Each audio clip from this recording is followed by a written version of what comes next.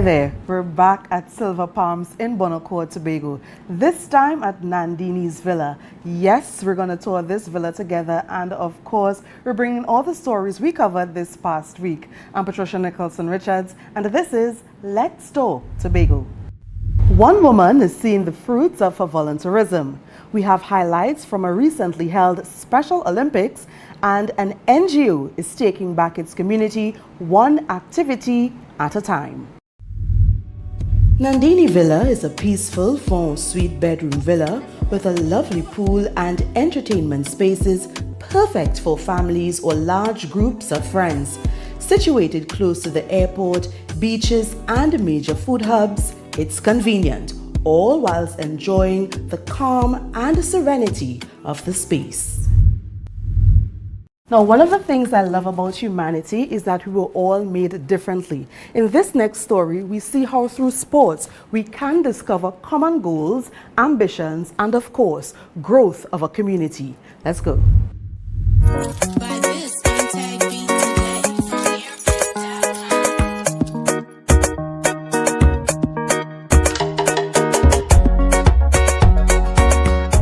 Special Olympics has done Trinidad and Tobago justly proud. We have represented Trinidad and Tobago for the last 40 years, including athletes with intellectual disabilities in mainstream sport.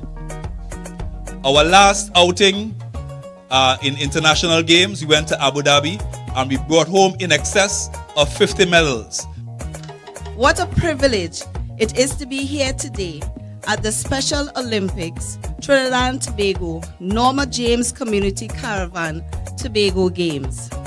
After a 2-year hiatus, the National Games are finally back, setting our athletes on the road to the World Games in Berlin. The Chief Secretary would have recently gave a directive that every division across the THA, we must hire people who we consider our the special needs children. They are a part of our society. They can make a positive contribution. If they are able enough to go out there and win medals, represent TNT, they are good enough to be a part of the workforce and a part of taking Tobago forward. Today, we celebrate inclusivity. Today, we celebrate diversity, that every single person with air in their lungs and life have a purpose in life. God placed us all here for a reason, and we all have something to contribute. The differently able, the specially able, the intellectually disabled, whatever you want to call it, as long as there's life in you, there's work for you to do, to shine, and to showcase the glory of God.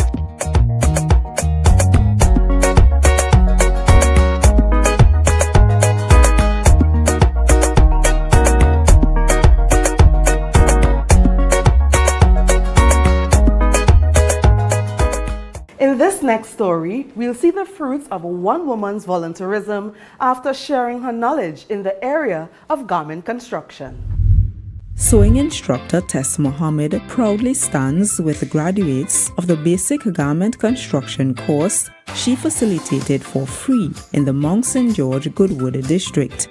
The sewing class took place from November of last year to March of this year. Ms. Mohammed is pleased that 15 graduates completed the minimal 100 contact hours and now have a valuable skill. Now, a typical evening will be fully interactive with the never-ending questions, but at the same time, it was filled with playful banter, a lot of love, and great camaraderie. This is a lady who used to evaluate people who are skilled, and they didn't have a certificate. She was that person that will evaluate you and now make you certifiable. That is the role she plays. So in order for her in retirement to give back to the community, she volunteered her services free of charge to the district of Mount St. George Goodwood. Thank you, Ms. Mohammed.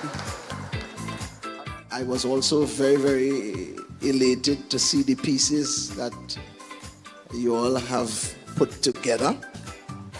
And it speaks, of course, to the different talents and abilities and skills that we have in our various communities.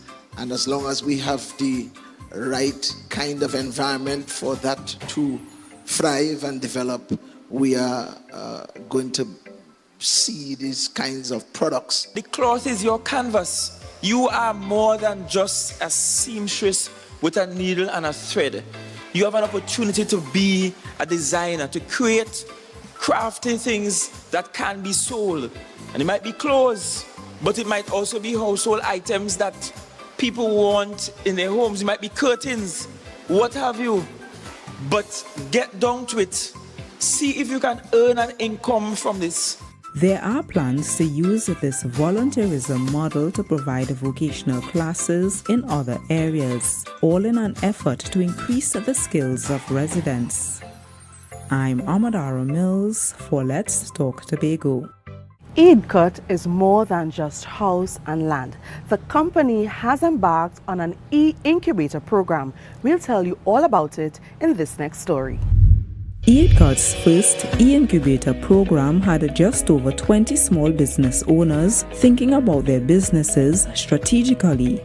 They are grateful to have learned about market research and development, business planning, and pitch deck development, among other topics, during this 3-day workshop.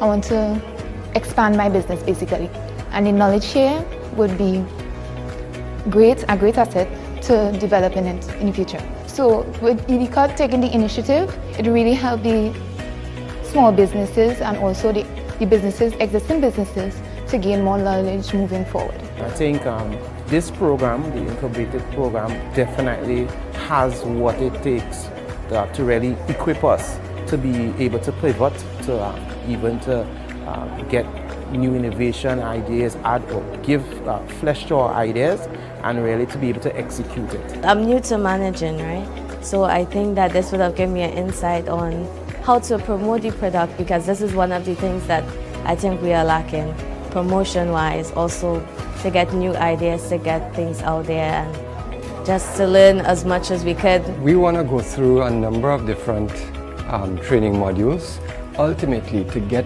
Tobago entrepreneurs, this cohort here, to be able to identify specific growth targets, specific sales and revenue targets, and embed those targets into their operating strategies, so that they are now operating on the basis of focused, target-driven, goal-setting business agenda. It is through your passion, determination, and relentless pursuit of innovation that the entrepreneurial spirit in Tobago thrives. Together, you represent the lifeblood of our economy and the driving force behind progress. This workshop, held at the Showpark complex, isn't the last of its kind. Eidcut plans to continue assisting small businesses through mentorship programs and providing access to professional resources. I'm Amadara Mills for Let's Talk Tobago. Guys, we have to take a break now, but we have more Let's Talk coming right after this.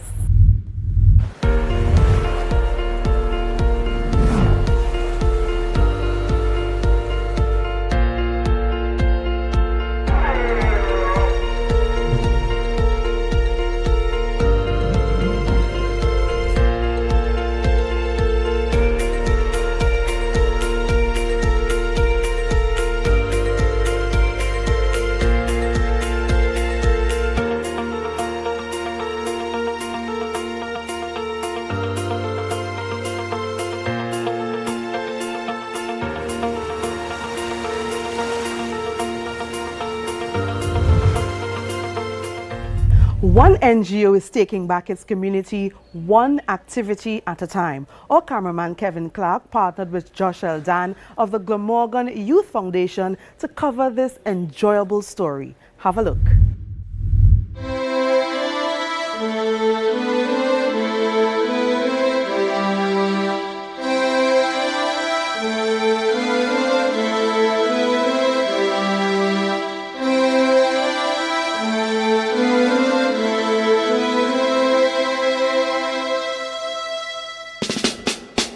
So we only have a first place cash prize of $5,000, right? Which was sponsored by the Delancey's family in memory of Darwin Delancey.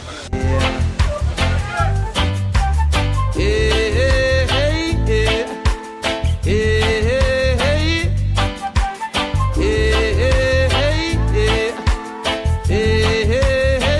Said I'm moving on up, yeah.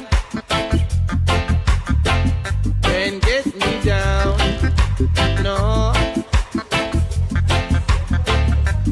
Good to see this kind of activities happening on a regular so that we can keep the youth active within the community. They won't get bored and look to do any crime or anything because mainly youths are participating.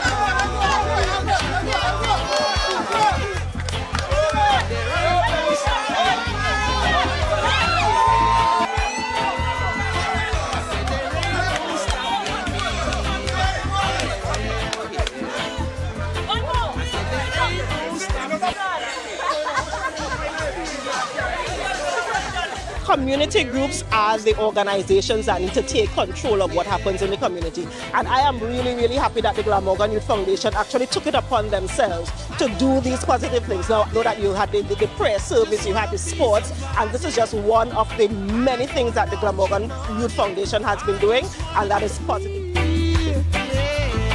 Don't wanna keep it locked up with all my feelings blocked up.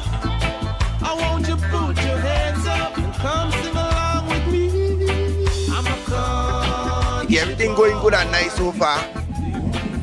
But next time it might be bigger and better and thing. But for today, it's going good. The vibes, you know what I mean? The cool vibes, you know, nice. You know what I mean? A nice build up, you know, for the first time. Hope we get better next time.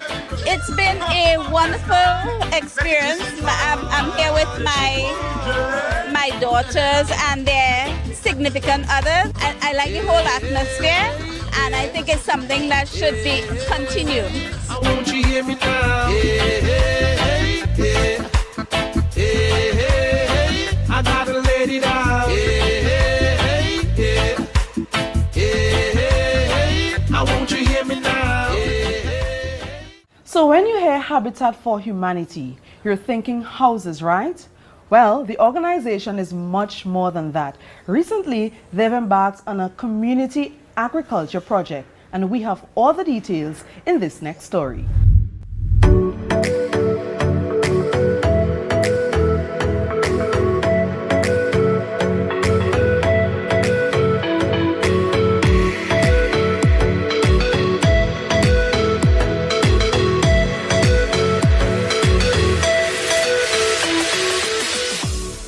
Hydroponic system plotted on 300 square feet of land that would otherwise be unusable for producing approximately 900 plants, as you see it.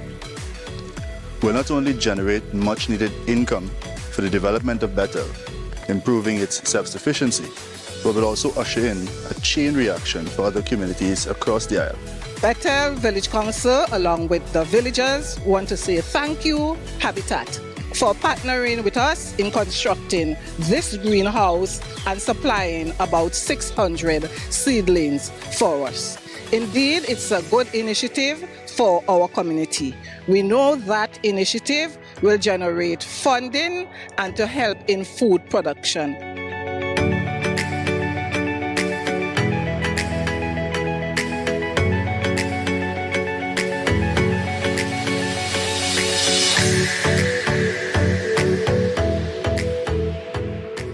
There's been a lot of conversations in this space about food security and agriculture. There is a definite need for seedlings and so on. We are trying to encourage the population to grow more, whether it's in their backyard or wherever. And so this is a useful project. It is a project that we have to make sure that is sustainable, and it is a project that we have to make sure that we can expand on.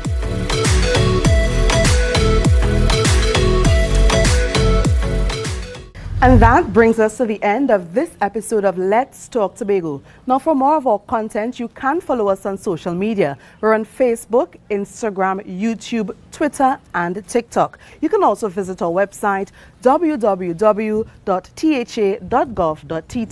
I'm Patricia Nicholson Richards, and on behalf of all of us at the Department of Information, Office of the Chief Secretary, Tobago House of Assembly, thank you so much for viewing, and see you soon. You're watching Let's Talk Tobago.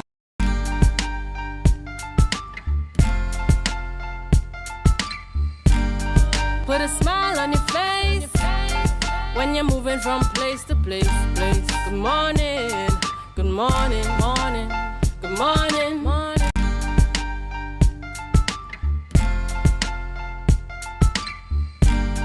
Put a smile on your face when you're moving from place to place. Good morning, good morning, morning, good morning, morning.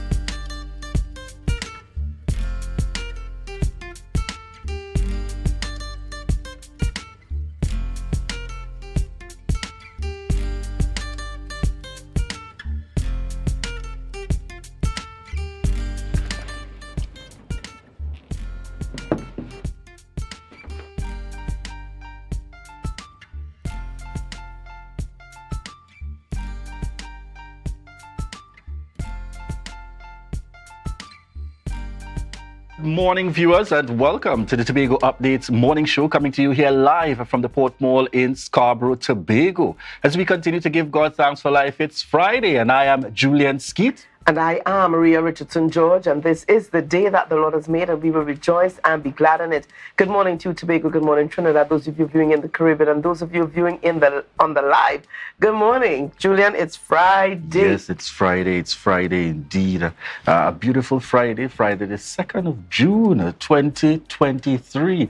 Yes, and you're thinking I'm just out of my May month of celebrations. hold up, we're into the Gemini season that got started in the latter part of May. So we continue to celebrate and to seek to, enjoy life, folks. Life is indeed, today you're here, tomorrow you're gone. So we ask that every day that you have here, really, really that you give thanks. Ria, yesterday, a spectacular send-off. A spectacular, fit for royalty. Honorable, fit for royalty is by definition. That's right. Teresa and Christian yesterday. I think the send-off lasted, let's just say almost an entire work day. In excess of 8 hours. Yes, in excess of 8 hours. Got started just around a little after 9 or so with the viewing taking place, where persons would have had that opportunity along with members of the family. A number of tributes, a continuation from Monday evening. Because as young persons, they would have impacted so many lives, so many organizations, so many persons in different circles and so on. And therefore, you saw the tributes continue to flow in. And then it was only until probably just about after 2 p.m. or so with the conclusion at the Shore Park complex. And then, making that journey past the fire station and heading on up to Mount St. George. What was really pretty, a real welcome kind of indication by the village was that they would have passed through the entire village in terms of on the top. So I suspect that they came up the first street in Mount St. George, and then to be able to pass through the entire village. You had villagers and persons who attended the funeral literally along the streets, in preparation as they went along the military, those persons fire and so on, marching. Really, really a display fit for royalty, and royalty in the sense of the impact that they would have had on their lives. And really and truly, at best, I have not seen the Shore Park complex filled to that kind of capacity. Ever. Excellent choice. Excellent choice in terms of space and so on. With the layout, I really, really have not seen. I saw scenarios where, you'd sit in the upper part of the stands, not on the top end, but the upper part of the stands, and then you have these curtains behind you. Curtains were pulled, additional seats to be facilitated. Really, Tobago coming out in large numbers. And one would think that most of Tobago that would have been connected was there. And then you also saw the live reaching in the vicinity of about 1,000, 9-something, and viewers going for Tobago. Correction. Yes. Camera saying 5,000. Yeah, so upwards, for the simple reason that persons really taking that time out and wanting to be a part. And if nothing else, I think the messages were so instrumental. If you really want to honor the lives of these individuals, support their children. That's right. Pray for their families. Let's really see that kind of positivity trend within Tobago. And again, I want to say condolences going out to the families, in particular, the family of Teresa Maria and Robert Allen. Know the family very well. Certainly, as I've said to Mrs. Allen and Mr. Allen, they're strong, really able to try their best to hold up in these circumstances, along with the collective effort of the entire family. And you also saw the Adams family really trying their best to host in the midst of it all yesterday. So certainly we trust that the family, the village and Tobago as a whole will continue to keep these families in prayer. Definitely, and I have to say kudos this morning to Tobago Updates for the excellent coverage. And you saw the comments coming in on social media yesterday and even overnight. Tobago Updates, tech win, they say, tech win, yes. For the excellent coverage. And we saw, you indicated that you saw footage of them coming up the first street into Mount St. George. And at one point yesterday afternoon, this could have been around somewhere after 4, just as they were making their way to the cemetery in Mount St. George, I saw footage of the village, the inner part of the village, while another camera was giving you shots of the escort, the police escort, with the hearse bringing the bodies of Teresa and Christian to the cemetery coming up. I think that was the second street into Mount St. George.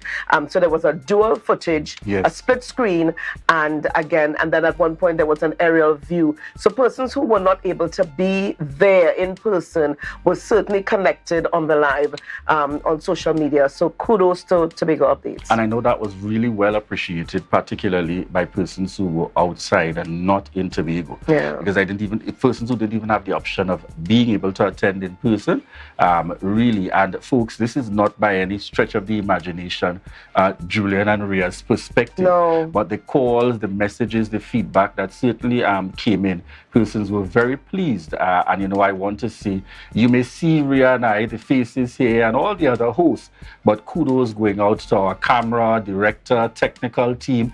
I saw Nana sweating in Shaw Park, in the cold. That's right. Our technical team out there really making things happen in terms of, moving it along. Kudos to the entire team out there. All right, viewers, at this point, we head on over to news in 90 seconds. Thank you so much, Julian and Ria. And here is your news in 90 seconds for June the 2nd, 2023. Yesterday, scores of Tobagonians came out to pay their respects to Mr. and Mrs. Adams, who died in the tragic accident on May 18, 2023. The proceedings began with a procession from the Belgrove Funeral Home to Shaw Park Cultural Complex and was conducted under military rites by the Trinidad and Tobago Fire Service in honor of Christian Adams. Several dignitaries paid their respects, including Chief Secretary, MP for Tobago East, Senator Lawrence Hislop, Reverend Dwayne Sam, who urged mourners to emulate the love that the couple shared. The deceased were laid to rest at the Mount St. George Methodist Cemetery. Additionally, Martin George, chairman of the Tobago Business Chamber, urged senior officials of the THA to address the public allegations of corruption. This after the leaked voice recording was circulated involving two members of the Executive Council. Reputably, the voice highlighted a scheme to hire persons within the THA in exchange for the spread of propaganda and political gain. Mr. George called on leadership of the THA to be held at a greater moral and ethical standard. And finally, on June the 10th, 2023, the first edition of Capture the Flag Trinidad would be held at the ballpark grounds in Macoya. The inaugural event featured a three-way face-off between Moruga Secondary Pass students, Arima Secondary School Alumni Association, and Presentation College, Chaguanas. The winner would advance to the finals to be held on July the 23rd, 2023 at the Dwight York Stadium. 8 Tobago schools are vying for the coveted title and will compete on the 25th of June, 2023. In the pre-qualifier stage, this event is the brainchild of the Scarborough Secondary Alumni Association. And that was your news in 90 seconds. Back to you, Julian and Ria. Thank you so much there, Chanel. Yes, thank you very much there. Bringing us the news and all the happenings here within our space. Ria, who do we have on the rundown this morning? All right, Julian, we've got quite an interesting program this morning. And we're going to start things off this morning, viewers, chatting with Gary Griffith, political leader of the NTAO, National Transformation Alliance. He's going to be on the program this morning as we focus on the local government elections poll and a little bit more of what's happening, with the... not the political leader, Kamal Prasad Bisesta, the opposition leader, that is, indicating that, she wants foreign observers here to oversee the local government elections, while Prime Minister, what is happening to me? Prime Minister Keith Rowley. Prime Minister Keith Rowley. I'm having one of those moments. Prime Minister Keith Rowley is certainly saying no to that. He said they send the EBC officers to other islands to oversee their elections. Why would we want to have foreign observers here? What are they suggesting? So we're going to chat a little bit more about it. Hear what Gary Griffith has to say on that issue. And we continue on this morning, Julian. With Zainara Llewellyn, Corporate Communications Manager of T-Man. We look forward to those discussions. The hurricane season has started. All right, and we're going to wrap things up this morning chatting with Brian Thomas, Chairman of Pan-Trinbago Tobago Region, on Pan in the 21st Century 2023. So that's what we look like today. Certainly. And, a very quick connect of viewers on the outside there. I'm seeing Godfrey Moore, Eric Powder, Lena Winchester Bryant, Marilyn Spence, Joe Field. Yes, I saw her yesterday as well. In the mix, Pearl Murray Beard, Keisha Lewis, Onika Mars, Mel's Melville, Lisel James, Lisette Joseph, QK Melville, each and every one of you out there continuing to connect with the Tobago Updates Morning Show. We want to say thank you. Thank you for choosing the Tobago Updates Morning Show. At this point, we're heading on into our birthday shoutouts, sponsored by KFC. This is your birthday shoutouts on Tobago Updates, sponsored by KFC.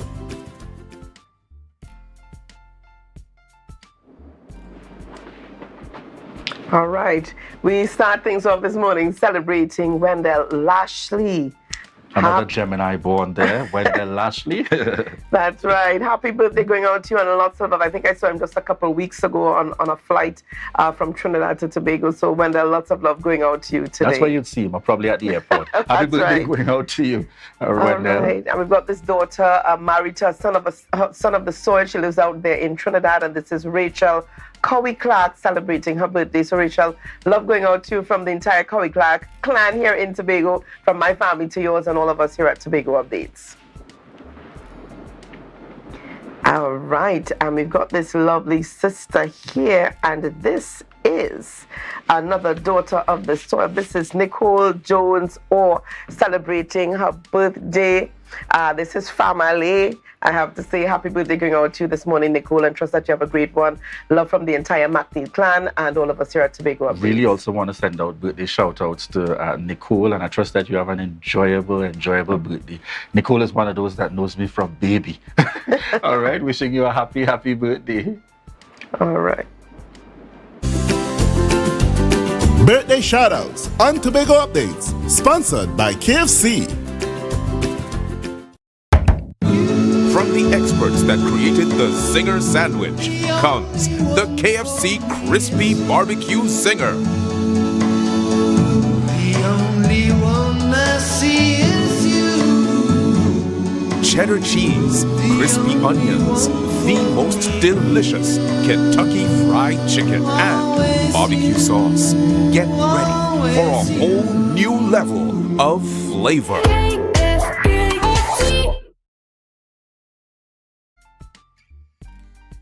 How are you feeling, Rhea? How are you feeling? Like I should be back in bed, Julian. It is one of those mornings. The rain. I tell you, at 4:30 this morning, I was about to make some phone calls to these guys. Was she about to, or did she make phone calls? Viewers, at this point, it's Friday. It's Friday indeed. We're at the start of June, the 6th month of the year, and this is the Tobago Updates Morning Show. At this point, viewers, we head on over to Tobago in Focus.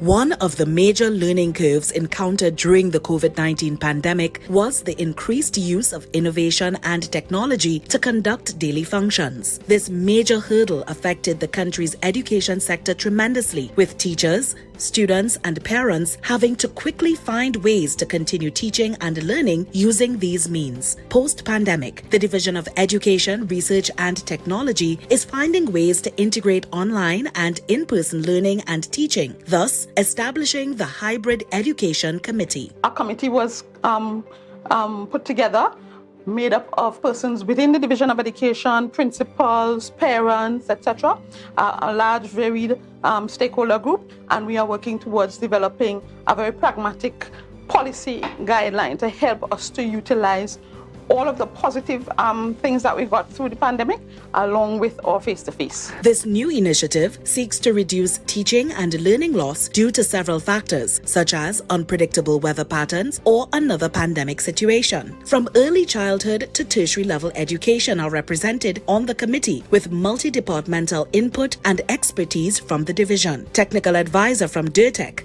Natasha Second, assured that this initiative is not just another talk shop, and the committee is well on its way to fulfill a seamless integration among all educational institutions on the island. We wanted to look at all of the challenges and place a solution for each of them. So the guideline or the policy guidelines will meet all of the challenges that we could perceive of. Ms. Second revealed that the committee, formed in April 2023, has a 6-month implementation deadline, which will include a pilot project in selected schools and the delivery of the completed policy and guidelines.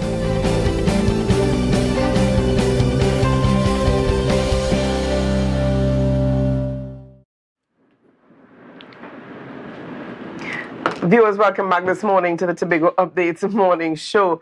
Our guests on the program this morning, we are chatting this morning with Gary Griffith, political leader of the National Transformation Alliance. This morning, viewers, our focus is on the local government elections poll, as well as no foreign observers for the local government elections. Gary Griffith, good morning. Hi, good morning. Good morning to you. Good morning to you. Good morning to you. Good to have you on the program with us this morning. Are you hearing us clearly? Pardon? Oh, you're hearing me clearly? I am hearing you, yes. Good morning. Okay, let's jump right into things. The results of another poll done yesterday by Inshan Ishmael and Breaking Barriers. The results are NTA 35%, UNC 30%, PEP 25%, PNM 5%, and none 5%. We want to get your thoughts on what's happening here. Of course, persons want to know how valid is the poll? Well, you have to take a poll for what it is worth. I mean, if you look at the poll by Inshan Ishmael, his viewership would be primarily persons who are anti-PNM. So for anyone to perceive that PNM would only get 5%, I mean, that is laughable. It is not going to happen. I'm a realist, and that is why I've been arguably successful in the police service and as a politician. So let us not fool ourselves into believing that PNM only has 5% national support. That is because the vast majority of people who watch Inshan Ishmael's show are persons who are not supportive of the PNM. If you do a poll on, say, I-95.5 between 4 p.m. and 6 p.m. with Darian Marcel, where every single comment that they make is in support of the PNM, so you'll get the persons watching that being primarily PNM supporters. You'll get probably 95% saying that they are voting for PNM. So I'm a realist. And again, this is also a call-in poll. So a call-in poll is something totally different to when you have independent polls done and you're calling persons and it is random. So the margin of error is usually about 4% if you call about 500 people in a population with voting of about 700,000. So I am taking it for what it is worth. It is not in any way to perceive that the PNM are going to be annihilated. Jump low, I think the vast majority of the country will accept that this has been the worst government the country has ever seen. It is not going to take away the fact that 200,000 people are still going to vote for the PNM come general election. And that is a fact. We have to accept that. The difference, however, lies in that will always be these 150,000 persons who are not PNM till they're dead or born a UNC or die a UNC. And when it comes, especially with local government election. And this is the group, whether it is you call them the ONR, the NAR, the Congress of the People, the NTA. These are the persons that are usually the catalyst to decide the outcome of the election. So by the poll done by Inshan Ishmael, as I said, let us be a little real. I mean, the PP, for example, the PP got 25%. If 100 people voted, the PP doesn't even have 25 members in their party. If you realize that one person alone speaks for the PP, he's a one-man activist group and he got 25%. So he probably called 25 times if it was 100 people that voted. So we have to be a little logical in this. There was a previous poll done by MYOB. That is a very, very powerful social media group comprising young persons, 165,000 odd. And in a poll done with that, it had NTA 45%, PNM 26%, UNC 26%. So again, we take polls for what it is worth. We have a lot of work to do, but it does show that there's a strong support base of persons in that third constituency who want positive change. Status of the NTA going into this local government election that we're all awaiting the date for? Well, again, there are persons who call themselves political parties and they don't take part in elections. We are not that. We are a political party, and if there's an election, we will participate. So we are not an activist group. So obviously, we have been very active. We've been involved in campaigning, involved in showing to the country what we intend to do, and showing that we intend to make that positive change. We are asking the country to believe. So we are doing the nominations there. Interviews have been taking place for candidates across Trinidad. So we intend to very much participate in this election. And what you're going to see from us is not the usual things that you will see from certain political parties. If you listen to Keith Rowley last night, all he did was attack, criticize, destroy the Philip Alexander of PEP. Every single... imagine there's someone in a political party that is not in government or opposition, and every comment he makes is to attack the NTA and Gary Griffith. Now that says a lot about us. It shows the fear factor, or certain political parties are being paid by other senior major political parties to do their dirty work for them. Because you can't be that clueless that if you are in a political party and all you're doing is to speak about Gary Griffith and the NTA, somebody needs to probably tell Philip Alexander that I'm happily married. But that we have a different type of politics. We intend to show what we can do, how we can make positive change. And we can spend all the time here speaking about how we intend to improve your basic way of living by us having representation in after the local government election, that being the NTA. And all I will ask people is just simply refer to even myself, where it is that I was able to transform what was seen as probably the least trusted arm on the public service, that being the police service. From 14%, it moved to 55%. And the same way that I was able to get a proper team to transform the police service, we intend to transform the type of productivity that you will see in local government. All right. Viewers, at this point, we're prepared to head on out to a break. But stay tuned. We will be coming back with Gary Griffith as we speak about the upcoming local government elections. Remember that this is your opportunity to share the live, share the live, share the live. Better run when you hear that. I said run when you hear that. Better run when you hear that. I said run when you hear that. Better run when you hear that. Run when you hear that.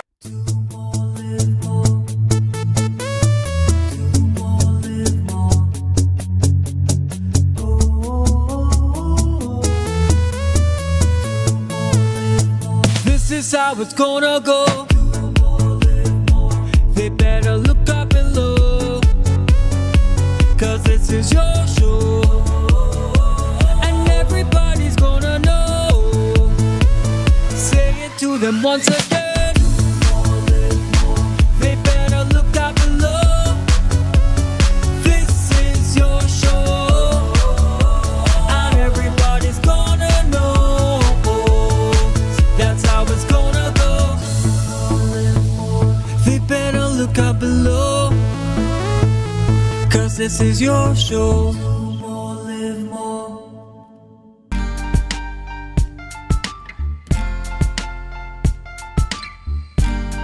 Put a smile on your face when you're moving from place to place. Good morning. Good morning.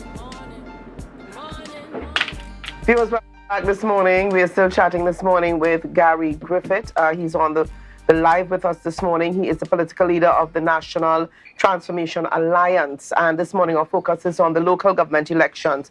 Mr. Griffith, let's talk a little bit here about the, Kamala Persad-Bissessar, UNC political leader and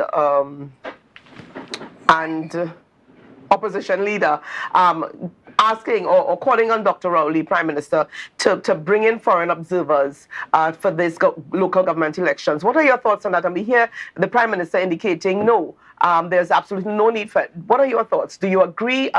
Do you not agree? Well, wholeheartedly, I agree. And the reason why I am in full agreement with that recommendation made by the opposition leader is that all you have to do is to look at Keith Rowley's past, look at his previous actions, and anyone would understand that this man does not know his role and function. He steps out of his crease and he can abuse his authority. We have seen it in how he operated with Blissy Persad. We have seen what he did with the president by causing the president to break the law. We have seen how he operated with the Police Service Commission by causing all of them to resign in disgust. We have seen him by influencing that caused the merit list for the commissioner of police to be shut down, the influencing of trying to deal with even the merit list for that of commissioner of police, how he operated by trying to influence a commissioner of police to target political opponents to have them arrested, how he operated by trying to hire civilians, pay them big money, and try to investigate matters in the police service as it pertained to the audit of firearms, and the court had to put him in his place, how he operated as it pertained to the independent institutions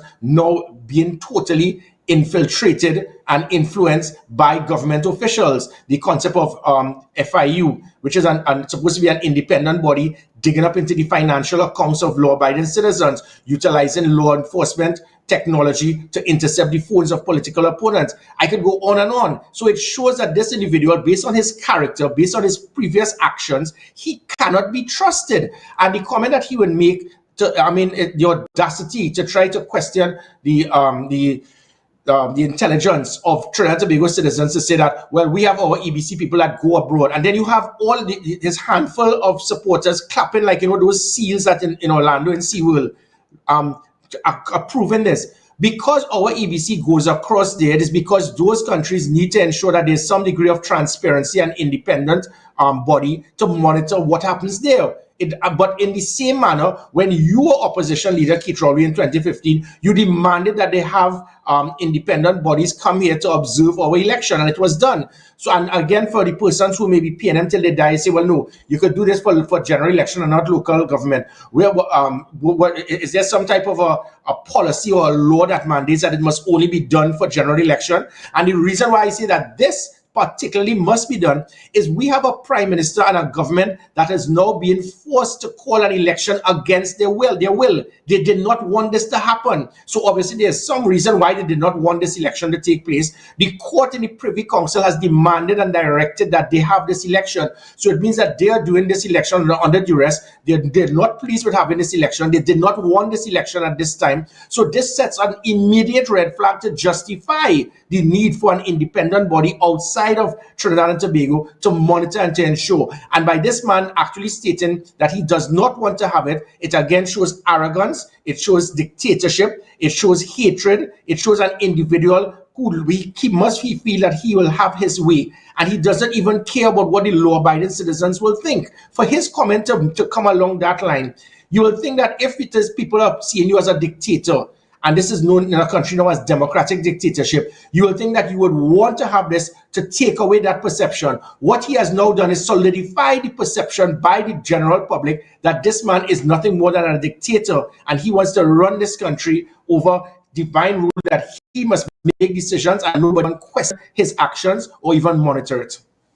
Question, Gary Griffith. The circumstance where he has indicated the Prime Minister clearly no, there will be no foreign observers. What do you feel is the general atmosphere going in? Because as a country, we face and we complain about these challenges. We've spoken about crime and we know the issues being faced. But you get to an election and we seem to return to that very similar state that we know, giving dominance to the two major political parties. What do you anticipate is going to be different coming in this local government election? Well, I think positive change. As I stated, this country, we had previous great leaders, great political parties. I have the world of respect for the PNM. The PNM has done immense work to develop Trinidad and Tobago, similar to the UNC. So this is not about the PNM or the UNC. This is about actual leadership of the people who actually hold the position. Whether in the past, whether it was Eric Williams, George Chambers, A.N.R. Robinson, Basio Pandey, Patrick Manning, Kamala Persad-Bissessar, these 6 previous prime ministers, never before have we seen such hatred and bitterness and animosity that comes up from an individual who holds the office of prime minister. The man's comments is always full of hatred, anger, vindictiveness, arrogance, targeting political opponents. And what is going to happen now is that the vast majority of the country want that change. They want this man removed from office, even though the bulk of PNM supporters. So I expect that this local government election is not going to be one where you're going to see the turnout being less than 50%. I think it might very well be very high. There are young persons, and I speak young persons under 40 years old, who have never been politically inclined, but they're seeing what is happening in this country and they want to make positive change as well. So Keith Rowley is going to get the reality check that his type of style, his type of leadership, it is not what this country wants.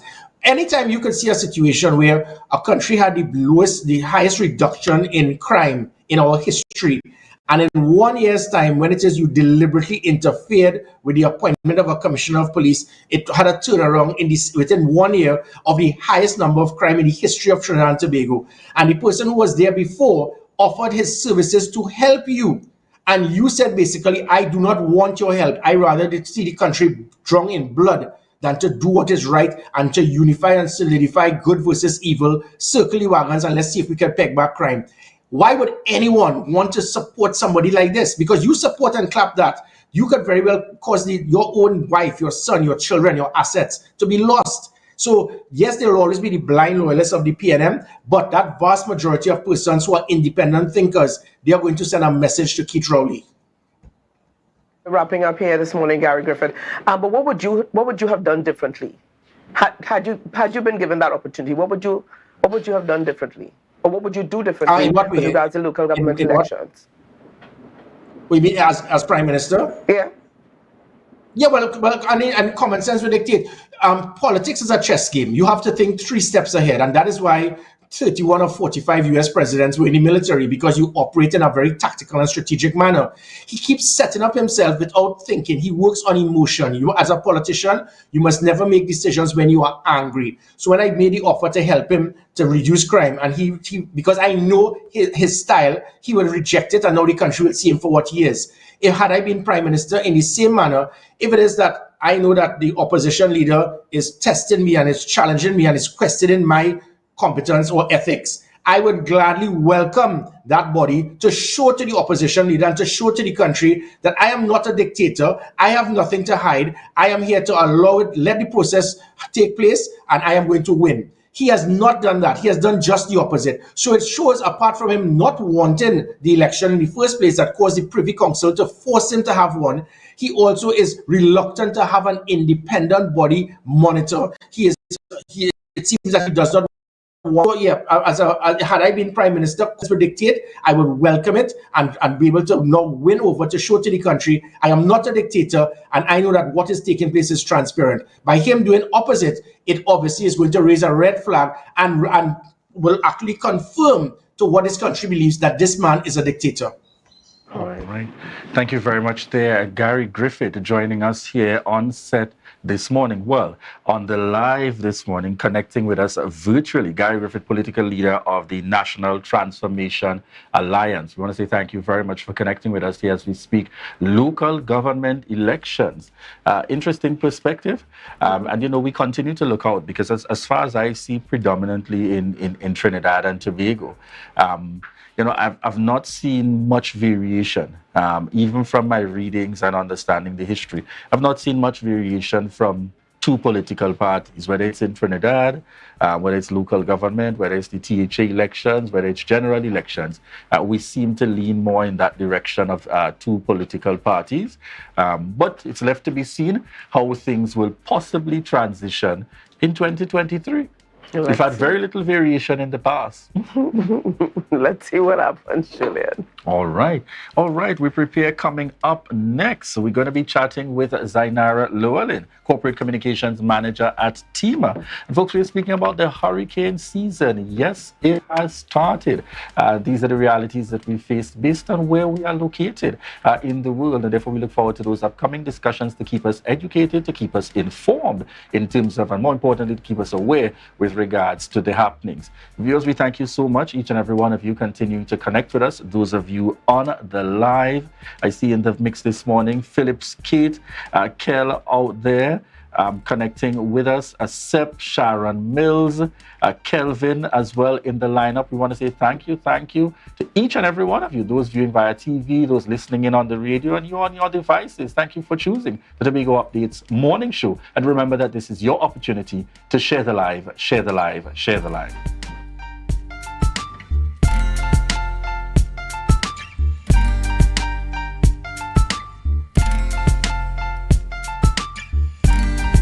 Tobago will never be the same.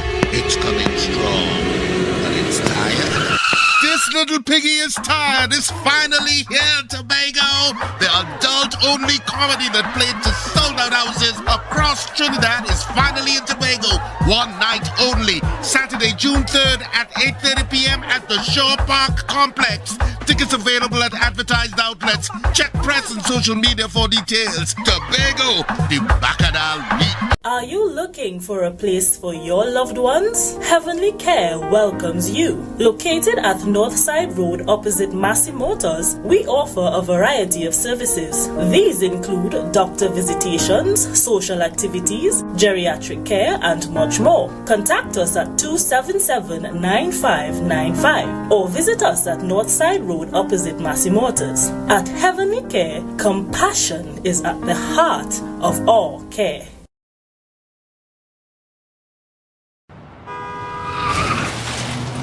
Everybody only worrying. Never ever worry. Don't mind how things looking hard. I tell them never ever worry. If your nice car get damaged bad, I tell them never ever worry. What I'm saying is true. So just consider Tatil is always right here for you. I tell them never ever worry. Don't mind if life make you sad. I tell them never ever worry. If your house get flooded out real bad, I tell them never ever worry. What I'm saying is true. So just consider Tatil is always right here for you. I tell them never ever worry. If sickness catch you off guard, I tell them never ever worry. If times fall on you real hard, I tell them never ever worry. What I'm saying is true. So just consider Tatil will always be here for you. Never worry about a thing. Tatil, where people are people. You know what I mean. Run when you hear that. I said run when you hear that. Better run when you hear that. I said run when you hear that. Better run when you hear that. Run when you hear that.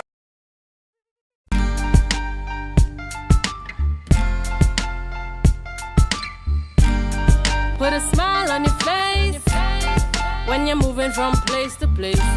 Good morning, good morning. Viewers, welcome back this morning to the Tobago Updates Morning Show. We are chatting at this time with Zainara Llewellyn, the Corporate Communications Manager attached to TEMA. And this morning, it's all about the hurricane season having started. She'll tell us more about what's happening, where are some of the areas or the zones that are of concern. Zainara, good morning and welcome. Good morning, Ria. Good morning, viewers. Thank you for having me. It's good to have you on the program this morning. Now, remind our viewers this morning, when we talk about the hurricane season, at what point during the year does the hurricane season begin? Because there's some persons, because we see rain January to June, and then we see rain June to December. So we want to know, when exactly does that hurricane season begin? The hurricane season begins June 1st and it runs till November 30th. All right. And what does that then mean? It just means that persons can now look for more rainfall, heavier rainfall than normal. That comes with landslides, it comes with landslips, it comes with fallen trees, and areas that are so prone to flooding, now you see a lot of flooding happening in those areas. So at this time, we just now urge persons to prepare more. Instead of just the normal preparation that they will do for the general rain during the year, they now have to do extra preparations because, as I said, we have the hanging trees, so we have to we advise them to trim the trees beforehand so we could avoid the fallen trees on the houses and on residential properties. And what is the role and function of TEMA in Tobago? TEMA's role is to coordinate agencies on the island and to deal with emergencies and any crisis on the island. So people just look at us as the hurricane or the rain people. We do so much more than that. During the year, we do our sensitization programs. So we go out into the community, we inform people as to how to prepare for emergencies. When there is carnival, when there's jazz, we coordinate all the different stakeholders from the Tobago Disaster Management Committee. So for October Carnival last year, we would have coordinated with the police, with the army, with TRHA, with the ambulance, and we would have set up like a joint command center. So that is something that we do throughout the year, whatever event that there is, because remember, if there is any event, we can have mass casualty. So we set up in case of any mass casualty incidents that we may have on the island. So now coming on into the hurricane season, we do a lot of, as I said, a sensitization campaign throughout the entire year. And going into the hurricane season, we try to do with schools and vacation camps. So from July, August, and we are now going into the divisions. So we have realized from past years, and especially last year, that the average man on the street doesn't get the information. So while we're out there doing our social media and we try to capture persons on that platform, the man in the street who has a Nokia phone and doesn't have that information. So we have now started hitting the streets. That's one of our campaigns that we have. So we have hit the streets in Scarborough last week, Friday, where we give out information to the public. It's a kind of one-on-one where we have persons now asking us the questions. They're getting to meet and greet and know the faces behind TIMA. And it's something that we plan to roll out into the different communities across Tobago so persons can know that TIMA is there for them. All right. And in the interest of time here, I want us to go right into landslide and flood susceptibility in Tobago. Now, over the last few years, we have seen landslides and flooding in Tobago like we've never seen before. I grew up here in Tobago, and I remember heavy rains, yes. This could have been back in the without tipping my age here, back in, 1988, 87, 88, 89. I saw some heavy rains back then and even moving forward. But we've not seen the type of landslides and the type of flooding that we're seeing now. And I know all of this is due to climate change, etc. But give us an idea this morning in terms of the areas in Tobago that are more prone or more susceptible to these landslides and these floodings. What we have done, our GIS specialist, Mr. Darren Mitchell, he would have created a map. And this map will be shared on social media to show persons the areas that they live in which are susceptible to landslides and flooding. So some of the areas include, we have up in the east, we have Delaford, we have Roxborough, the Bell Garden, the Castaras. Those areas we know for a fact always have the landslides, especially because of the heavy rain and because of the movement of the soil. In tutus, the landslides come down. Just before we go on, do we have a copy of that map for the program this morning? Do we have a copy of that map? No, it can be provided to you to the Tobago Update, so it can be posted. Hard copies would also be printed. So when we go out into the communities, these can be made available to the groceries, the corner store, because as I said, the man on the street doesn't have that kind of information. We live in a technology age, so we also have a QR code.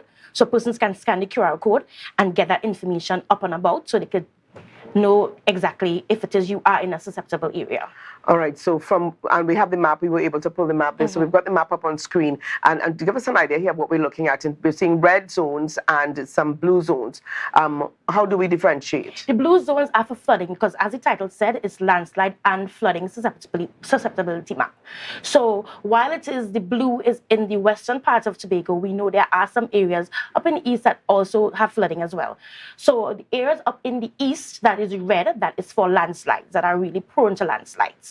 So if it is you zoom in and you be able to get your areas, then you'll know exactly as to what areas what hazard you'll be facing coming up in the hurricane season. Now I'm looking at the map. I'm seeing a lot of red. I'm seeing a lot of red. So it's almost as though almost all of Tobago is prone to landslides. The deeper red that you'll see, because there's a different shade of red, so you'll see the Palativeres, the Castara, the Mariah. We know Mariah and Mason Hall last hurricane season got hit really hard. We have the Bell Garden, the Bad Rock area. That area was really affected as well.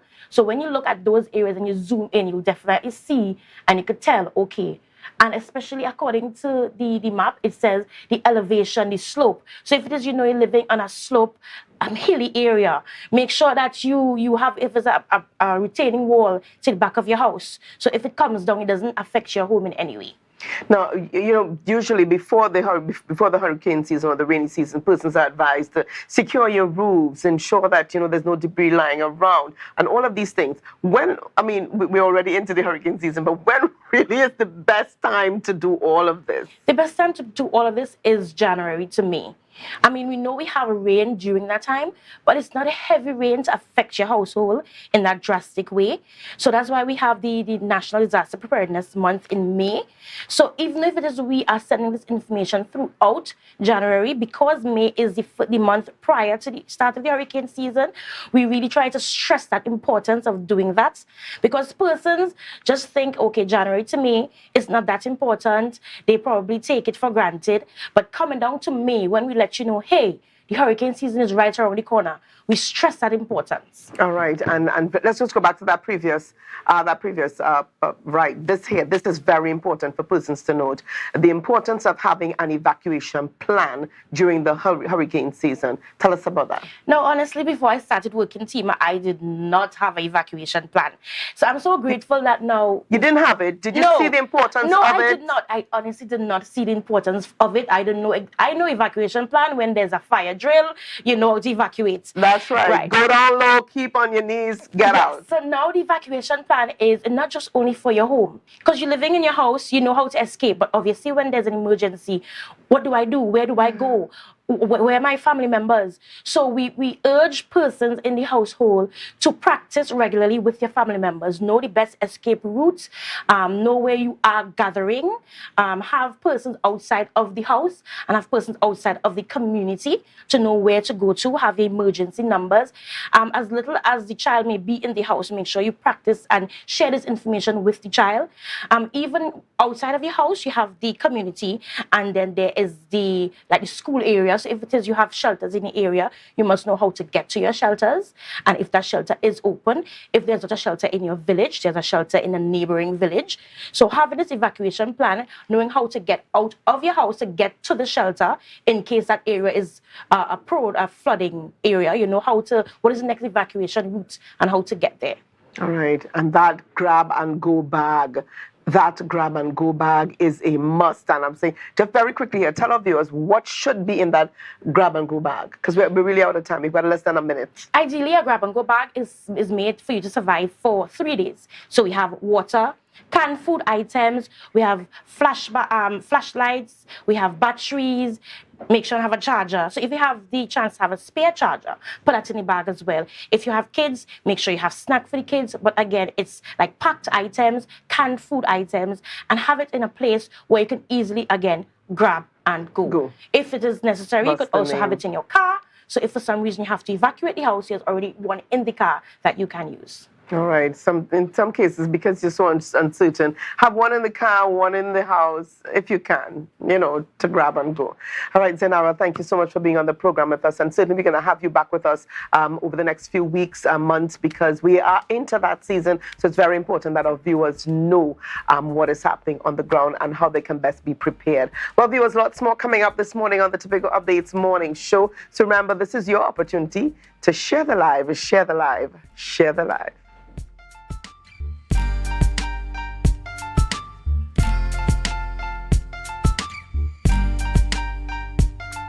Welcome to Limage Parfait Day Spa, your urban oasis and wellness center. Our services includes massages, treatments, facials, pedicures, weight management, detox programs, and much more. Call us today at 624-1452 or 720-7474. Trinidad locations and Bonacore, Tobago at 273-7772. Let us treat you like the VIP you are.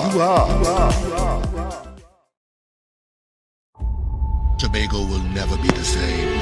It's coming strong, but it's tired. This little piggy is tired. It's finally here, Tobago. The adult-only comedy that played to sold-out houses across Trinidad is finally in Tobago. One night only. Saturday, June 3rd at 8:30 p.m. at the Shore Park Complex. Tickets available at advertised outlets. Check press and social media for details. Tobago, the Bacchanal Week. Better run when you hear that. I said run when you hear that. Better run when you hear that. I said run when you hear that. Better run when you hear that. Run when you hear that. It's a different type of thing down there. And we party till we drop down there. With a lot of pretty girls down there. MI4 Security Services Company is the most advanced security service in Tobago. Ask about our cash and transit service. It's safe, risk-free, reliable, and timely. We provide safe banking delivery for all business types and sizes with highly trained staff, 24/7 monitoring, coordinated emergency response, and a well-maintained fleet of armored vehicles. Contact us at 660-7723 or visit our website at www.mi4securitytt.com to sign up today.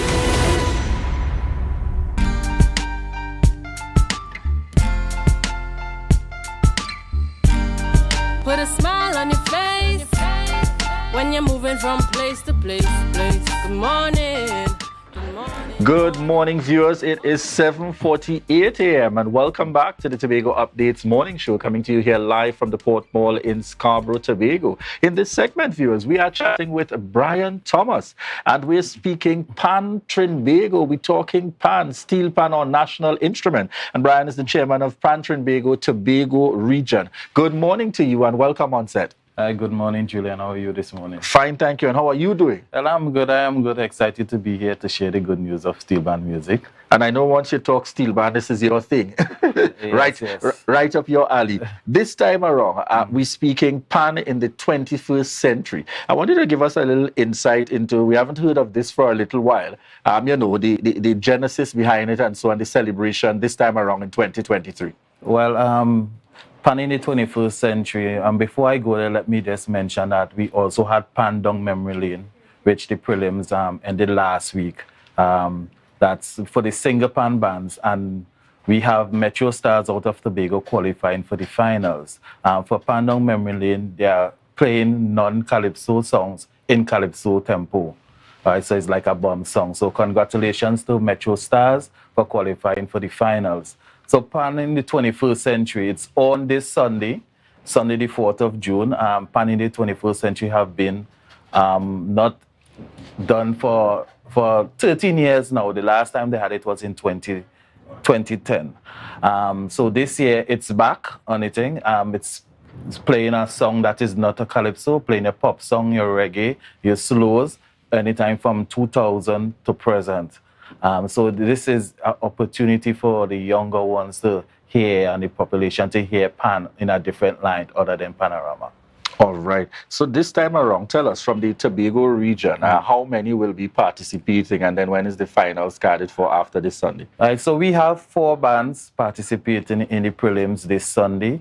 Namely, we have RBC Redemption Songsetters, we have Our Boy Steel Orchestra, we have Westside Symphony and Cats and Jammers Steel Orchestra. All right. And, let's just pull back up on screen there because I see this is where, as a reminder to those pan lovers will already know, but people who, probably now starting to follow pan will know that you need to get to the pan. Yes. At the pan yard. Tell us a little bit about that. So it's also judging in the pan yard, and we have 2 small changes to the schedule. We'll be starting at 7 p.m. instead of 6. Right. And also we have a change in the appearance, which we're going to be starting at Redemption Songsetters. Right. That's in Bethel, Montgomery. Then we head to Our Boy Steel Orchestra at 4th Street. And then we go to Westside in Patience Hill, and we end off at Cats and Jammers in Black Rock. All right, so that change is important to note. So the start time is now 7 p.m. So you're starting at Redemption Songsetters, Yes. then to Our Boys, right? Then to Westside in Patience Hill and Cats and Jammers in Black Rock. And let me just note that Cats and Jammers are 2-time winners in this competition. So there is something that they are going back to see if they can regain that championship again. All right. I know you said it didn't take place for a while, but tell us about the significance. Why the return in 2023? Well, the president of Pan Trinbago, Miss Beverly Ramsey Moore, saw it fit that a competition like this should be also on the calendar. We are accustomed to just a major competition in Pan just for Panorama. So it's an opportunity to hear Pan on a different note, on a different light. The music of Pan and the instrument can play anything. And you will be surprised to know how these songs come across on the steel pan. So, and other than that, this year, the Pan in the 21st Century is in honor of the late Patrick Arnold that buried last week. So we are also going to have the Patrick Arnold Challenge Trophy. So those are the significant things for bringing back the Pan in the 21st Century. I always want to use the opportunity, and I know from where you sit, Brian, it's not just about playing Pan, but really mentoring and supporting our young persons and youth development. What do you say to parents out there that probably still have the fear of the traditional vision and views of the Pan yard versus the development trust and young people you see moving along, a very positive trajectory now in terms of getting involved with the steel pan? Well, I must say, Julian, that the players in the pan world right now are all youths. So that stigma is breaking, right? But I will still want to encourage the parents that still have that reservation about the pan yard, about the children being in the pan yard and what pan represents. Let me just say this.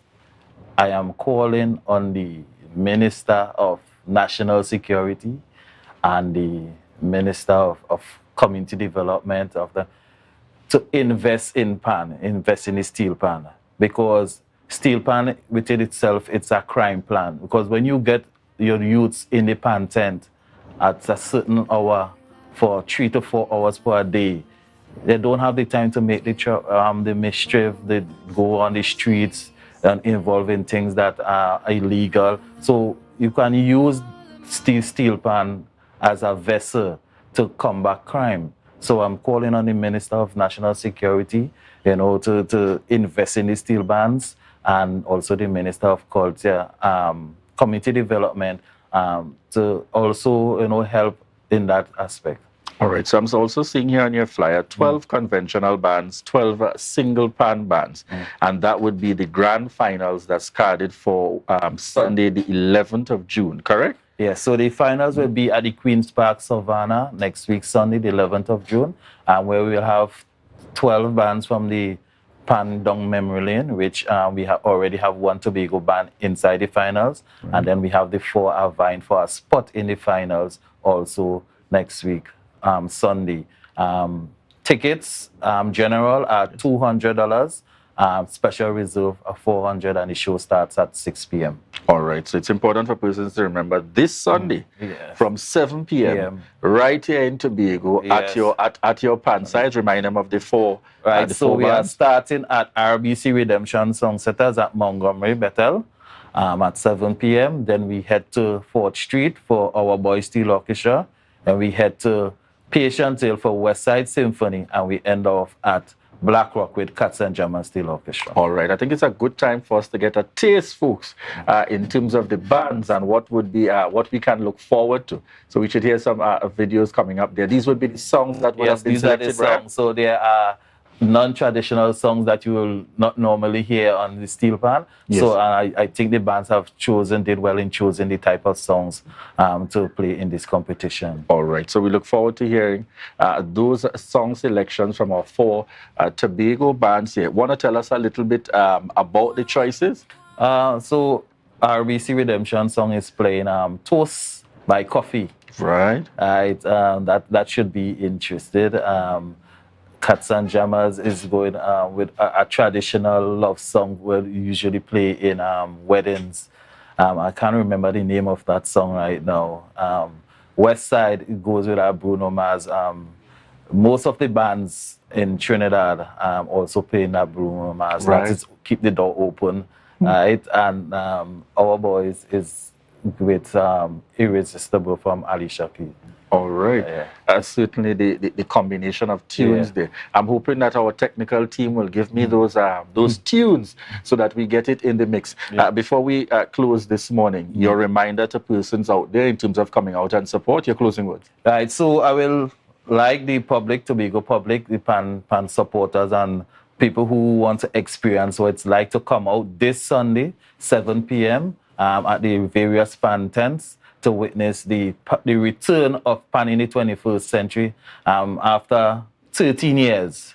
It's the return of Pan in the 21st Century. So come and support your bands and good luck to the bands going forward for qualification into the finals. All right, very quickly, I'm seeing contact information for Pan Trinbago, persons who Right. may wish to get in contact. So to get in contact with Pan Trinbago, the numbers are 639-1402, or you can contact myself at 757-1337.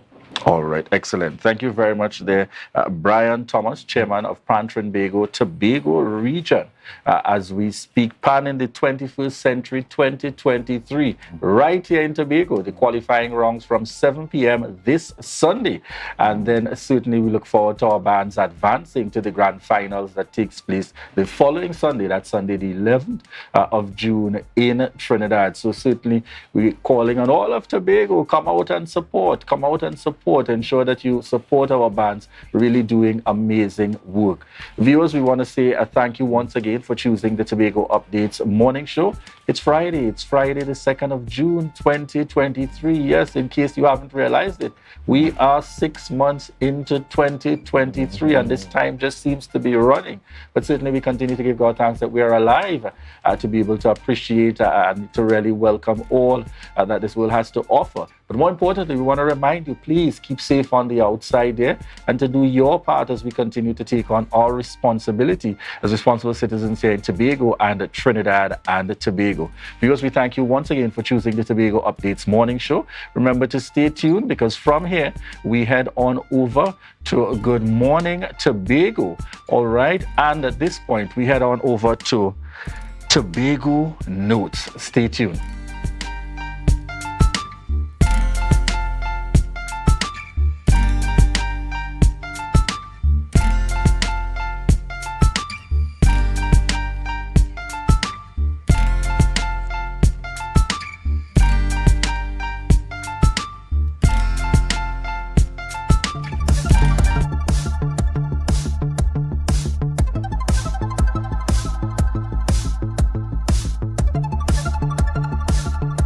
Kian Bruce is a visually impaired mother of 2.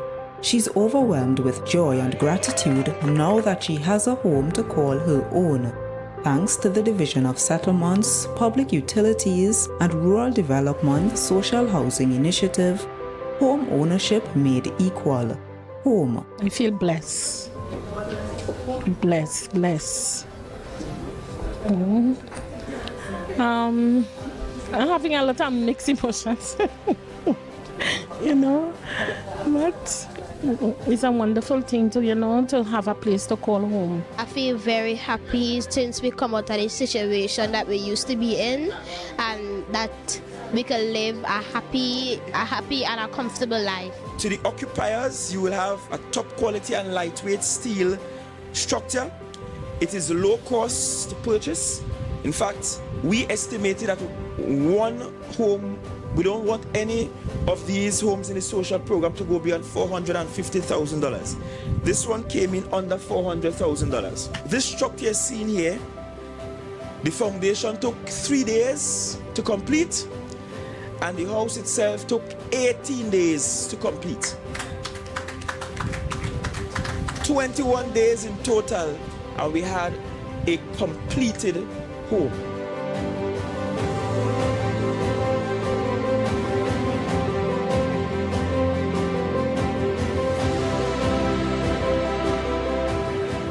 Every development that has lands available will be given out by Secretary George and I.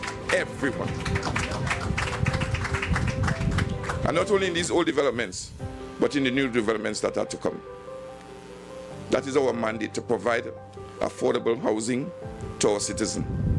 Housing is a must. It builds you socially. It has a social impact on you. We have to provide for those who are less fortunate. Miss Bruce is the first recipient from the home program.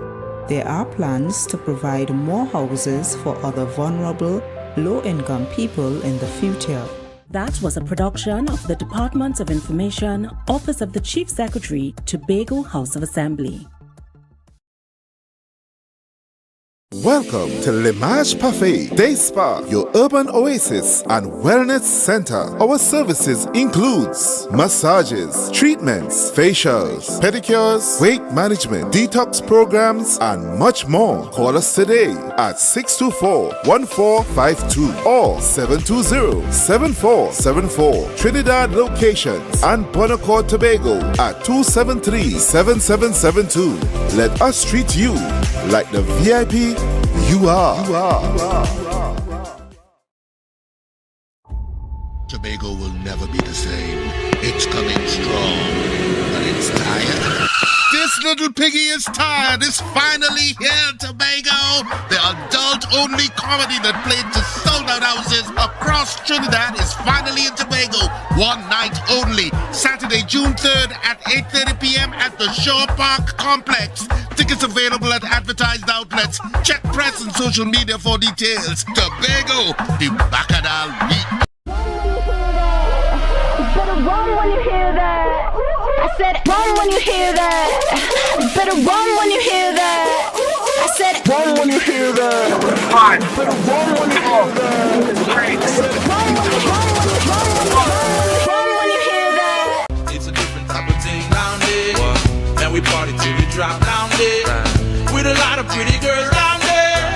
Down in Tobago. MI4 Security Services Company is the most advanced security service in Tobago. Ask about our cash and transit service. It's safe, risk-free, reliable, and timely.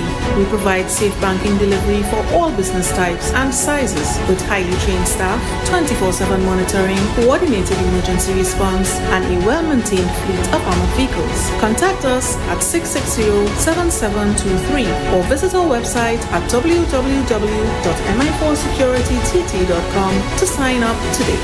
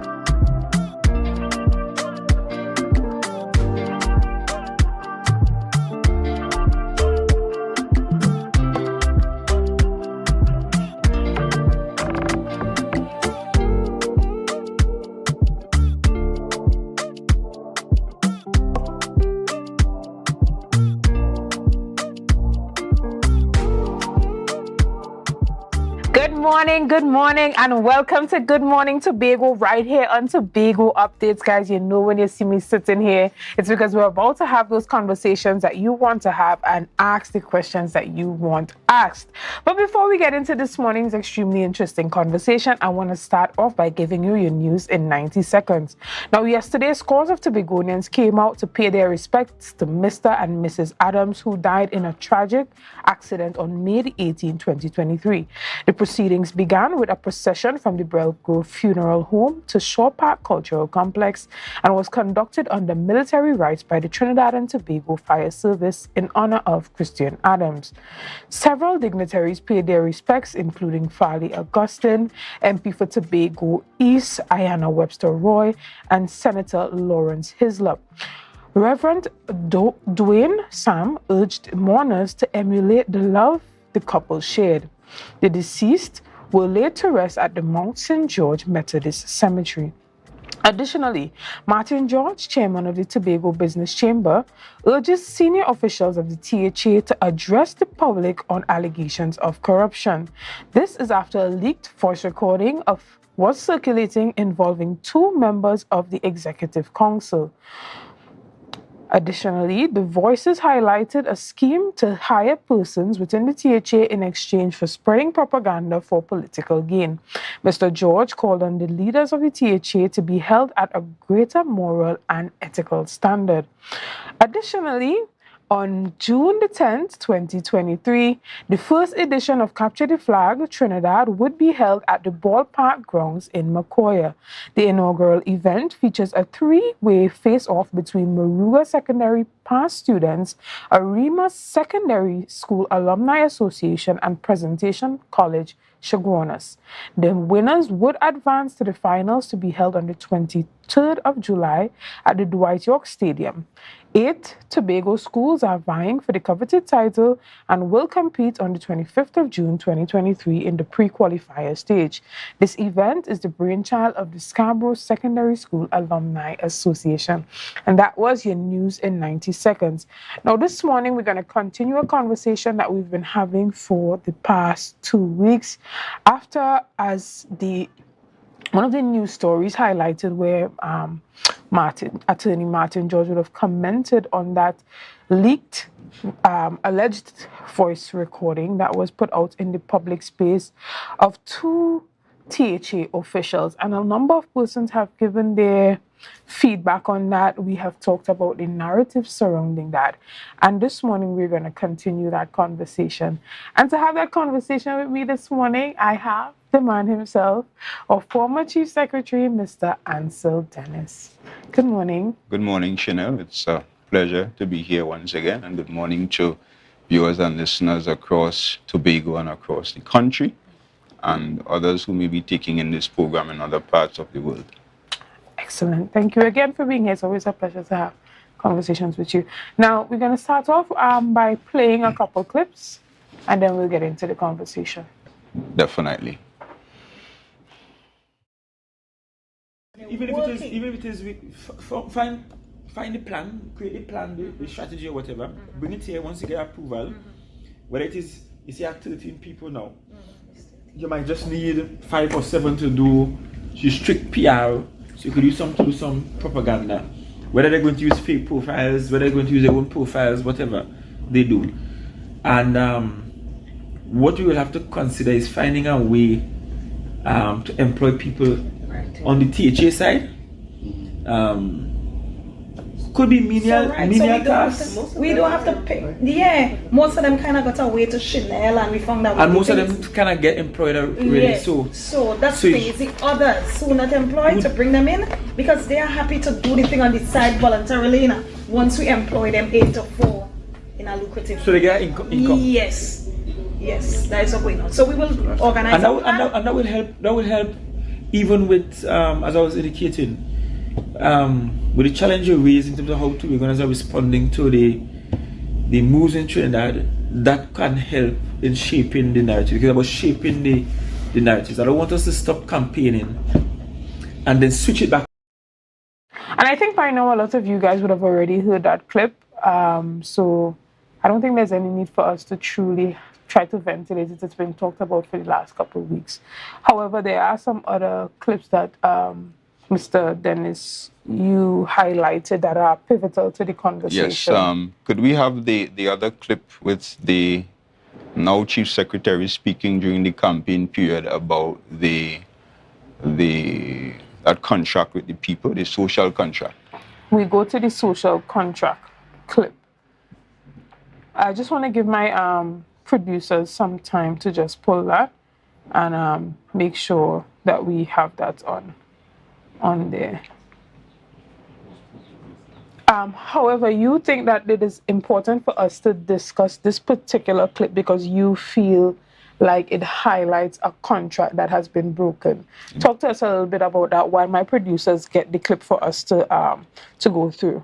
Definitely. I think this administration is proving to be very deceitful and very dishonest as it relates to what was promised to the people of Tobago during a campaign, all with the intent of, winning an election, compared to what is happening now. And during that period, the Chief Secretary engaged publicly in this arrangement with the social contract, where all the members were asked to sign that contract. All the candidates then, and of course 14 of them, went on to be PDP assemblymen.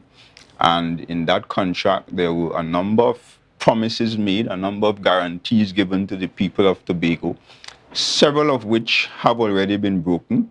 One of the things they promised to do was to remain in contact and constant communication with the people of Tobago.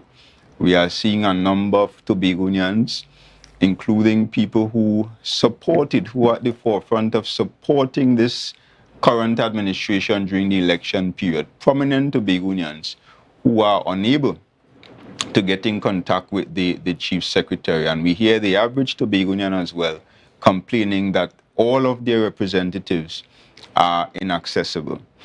And therefore, that part of the contract has already been breached.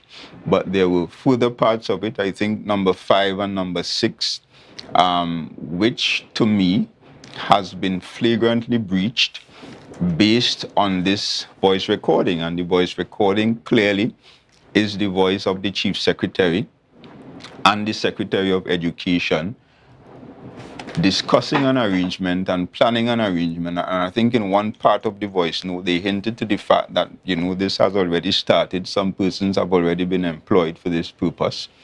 And it is a betrayal of the people of Tobago. And therefore, we have found ourselves in a situation where we have an administration, right? 13 assemblymen, because of course Watson Duke is no longer part of the team, and 3 councillors who have signaled to the people of Tobago by virtue of their silence, because it has been, 9 days? I guess they expected that after 9 days this issue will die, but clearly it's not the typical situation. It's clearly not a 9-day wonder. And 9 days later, it's complete silence. And therefore I want to call them by name. Before we move forward to your next point, I want to focus a bit about what you said about the recording, because in your contribution, you are insinuating that this recording has been verified and authenticated to be the real thing or to be genuine. However, we have heard no real investigations coming forth, whether it be from your team or from the TTPS, that indicates that there is or there was the authentication of this recording to prove that indeed this was the conversation that was had, and in the order that the tape is being publicly distributed to demonstrate. So certainly it is not for me to investigate, but I'm sure this matter will attract the attention of the Integrity Commission. It will at least be reported to the Integrity Commission. So it's not for me to investigate, but I am 36 years of age. I big and I have sense, and everybody in Tobago big and have sense, the adults that is.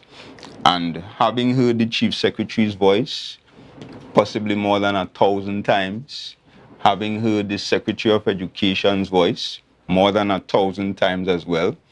For many years, I've known Farley's voice in the public space since 2015, I think it was. I've known Ms. Hackett's voice even from that period. And therefore, I have no doubt, absolutely no doubt, that the voices in the recording belongs to those 2 individuals. I also have no doubt that it is an authentic recording, because when you hear the conversation, it's very easy to know if a recording has been tampered with or several clips was pulled together. When you hear the ambience, it's consistent. When you hear the conversation, it's consistent.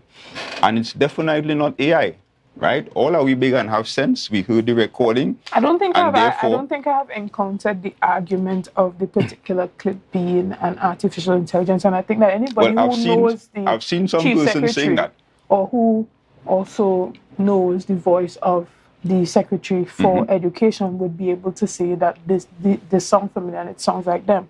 However, we are now in the age of technology where anybody could put together a clip, extract the audio from it, and chop it to reflect a conversation that probably did not happen. And so again, when the question of authenticity of the tape comes forward, and you said that you have the common sense to do so, there are certain technologies available to identify this.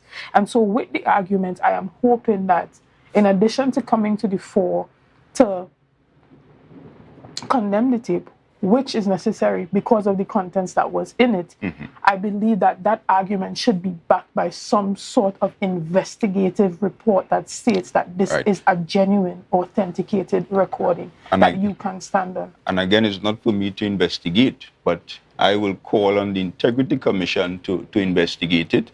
And I hope that at some point in time, the relevant report will be made, because it has to be reported.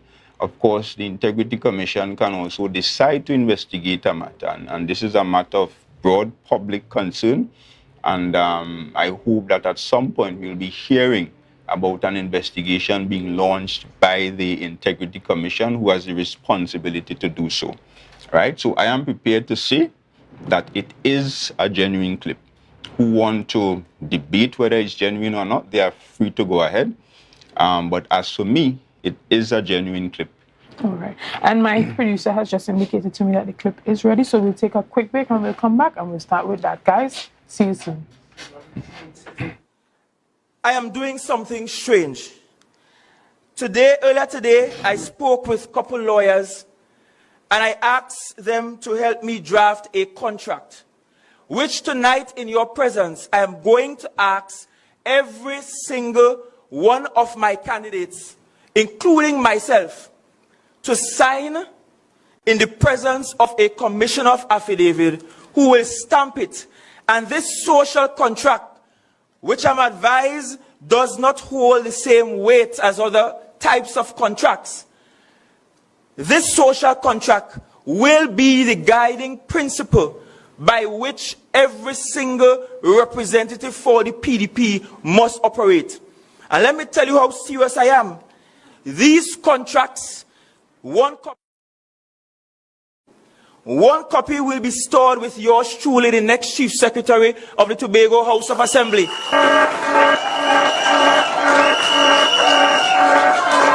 And as our candidates all hit the street on Sunday coming, they will drop copies by you.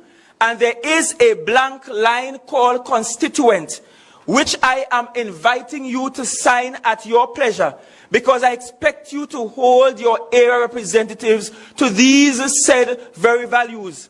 And I will tell you, as your next Chief Secretary, people breaching this contract will result in them being outside of the Executive Council, because it is about time somebody gets serious with the business of the people of Tobago.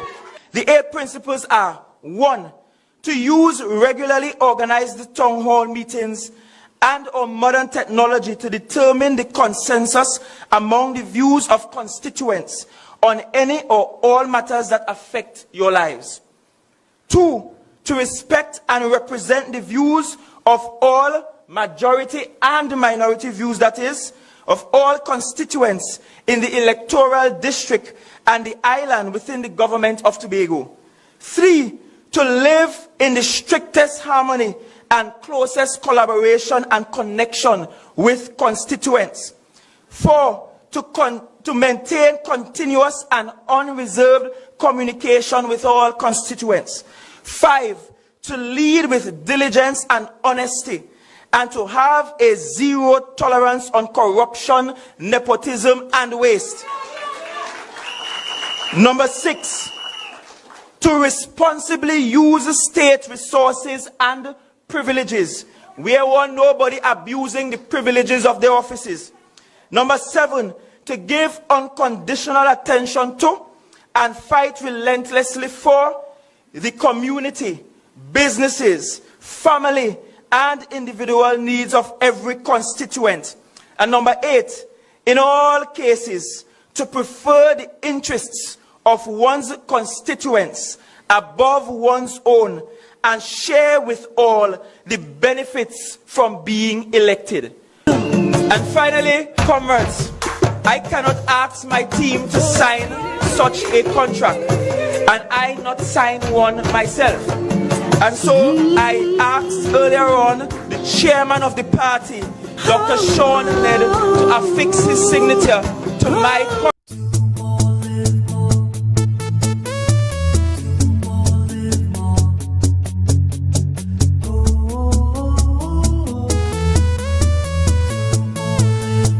This is how it's gonna go. They better look up below, 'cause this is your show, and everybody's gonna know. Say it to them once again. They better look up below. This is your show, and everybody's gonna know. That's how it's gonna go. They better look up below, 'cause this is your show. Are you looking for a place for your loved ones? Heavenly Care welcomes you. Located at Northside Road opposite Massey Motors, we offer a variety of services. These include doctor visitations, social activities, geriatric care, and much more. Contact us at 277-9595 or visit us at Northside Road opposite Massey Motors. At Heavenly Care, compassion is at the heart of all care.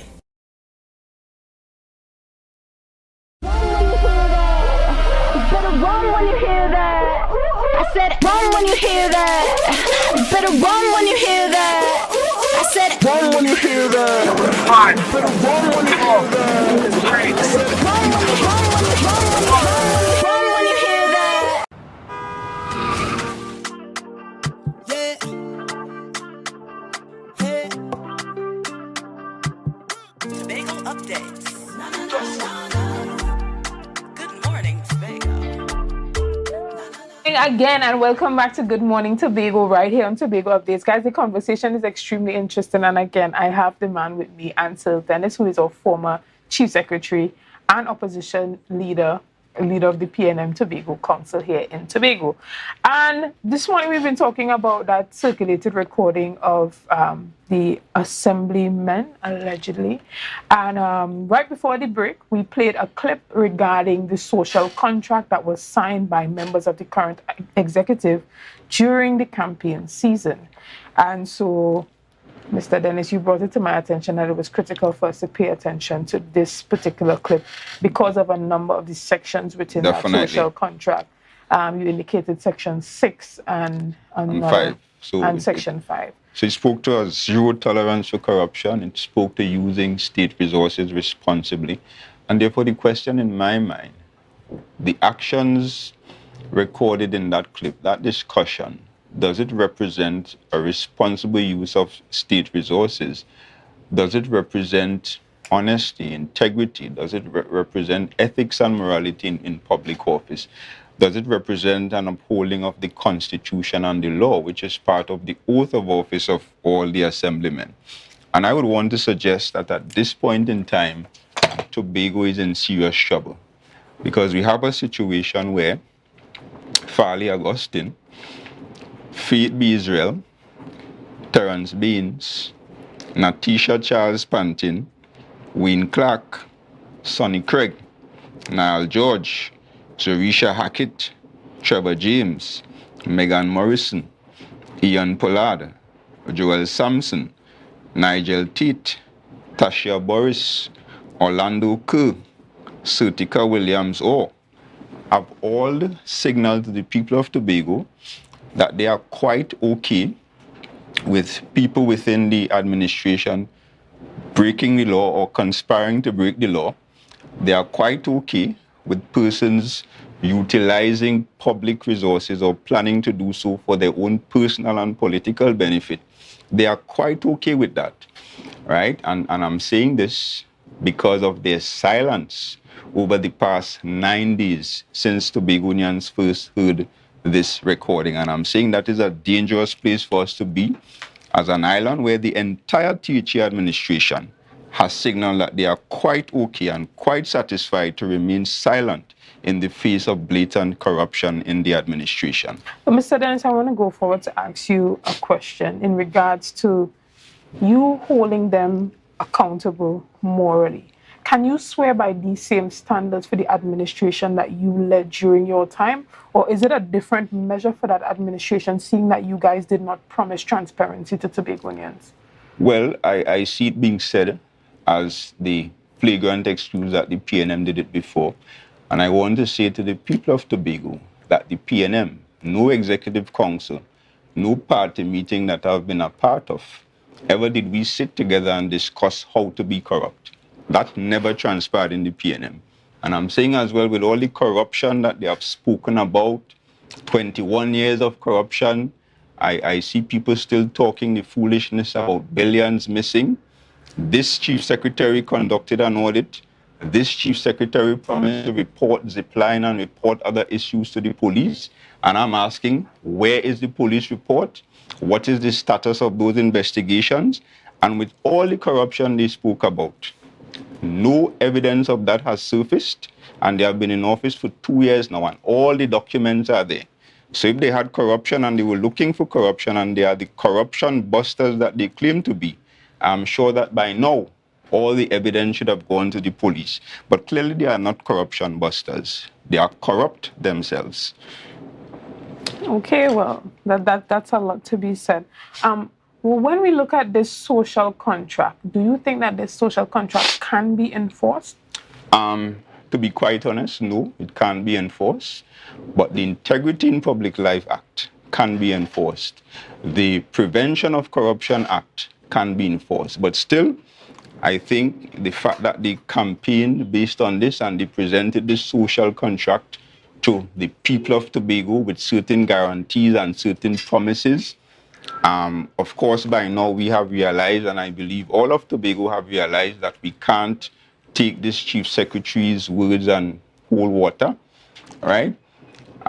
We have realized that when the chief secretary says soon, he means never, because ex gratia was promised soon, the audit report was promised soon, and we heard recently that he promised a full revelation of this voice recording soon, but by virtue of his history, soon means never, right? So this social contract, clearly, we are seeing that it was simply an attempt to hoodwink the people of Tobago into believing that these people were serious people of integrity and that the chief secretary was seriously going to hold his administration to account. We saw where the Secretary of Infrastructure, he was possibly the first person to break this social contract very obviously, and he was not dealt with. And we are now seeing that the chief secretary no longer has the moral authority to deal with anybody in his administration for corruption, simply because of this recording, which has revealed that the chief secretary was prepared to utilize state resources for his own political and personal benefit, which is a breach of at least 2 or 3 different pieces of legislation in this country. And that is simply my opinion. Of course, that is subject to the investigations that I'm sure will come. Right. And in relation to those investigations, I want to hear from you particularly. I mean, clearly this audio clipping was released with malicious intent to destroy the current administration. There's no denying that. I beg to differ, because... And you can, and you are entitled to that. But let me see why. Because, you see, it's interesting that we are treating this individual or individuals who may have released this clip.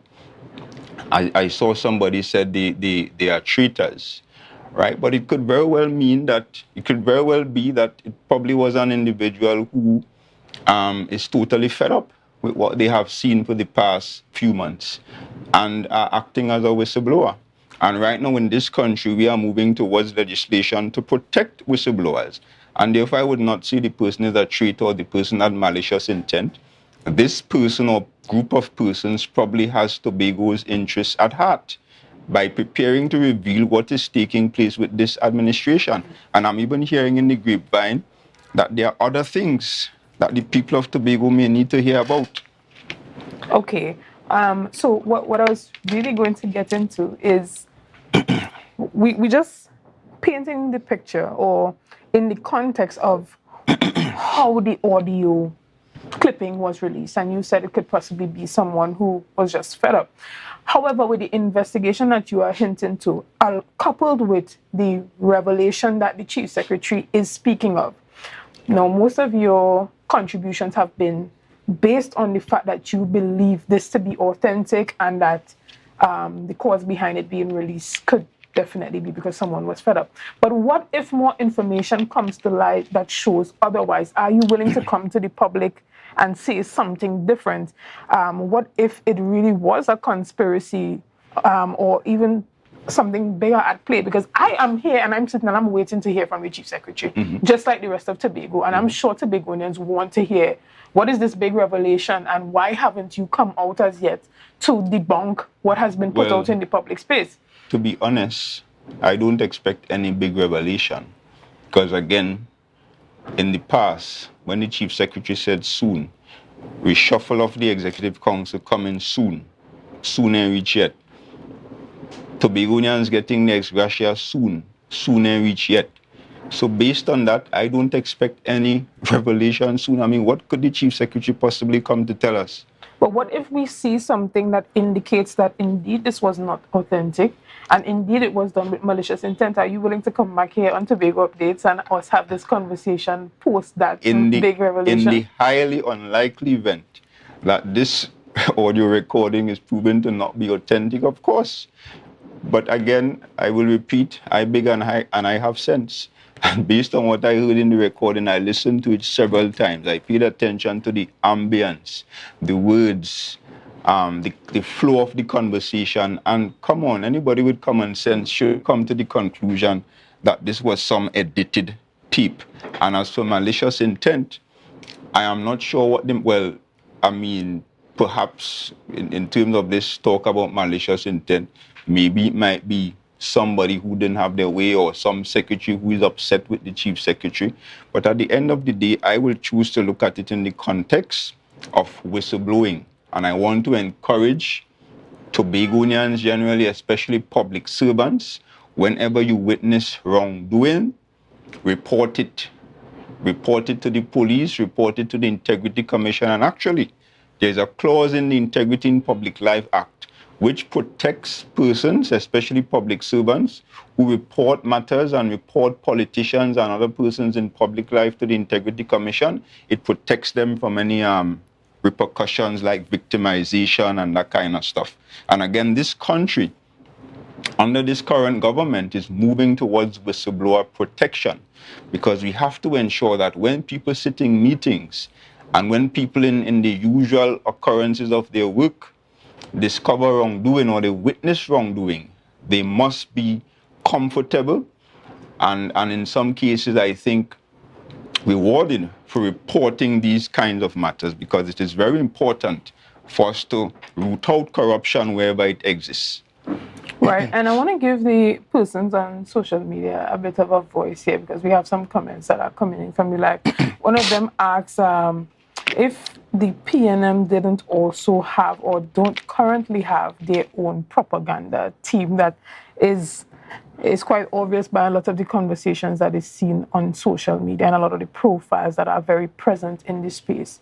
So that is the question that's being asked. So let me say the PNM, of course, like any serious political party, has a PR team. We have a PRO, and the PRO leads that PR team that is responsible for communications and public relations.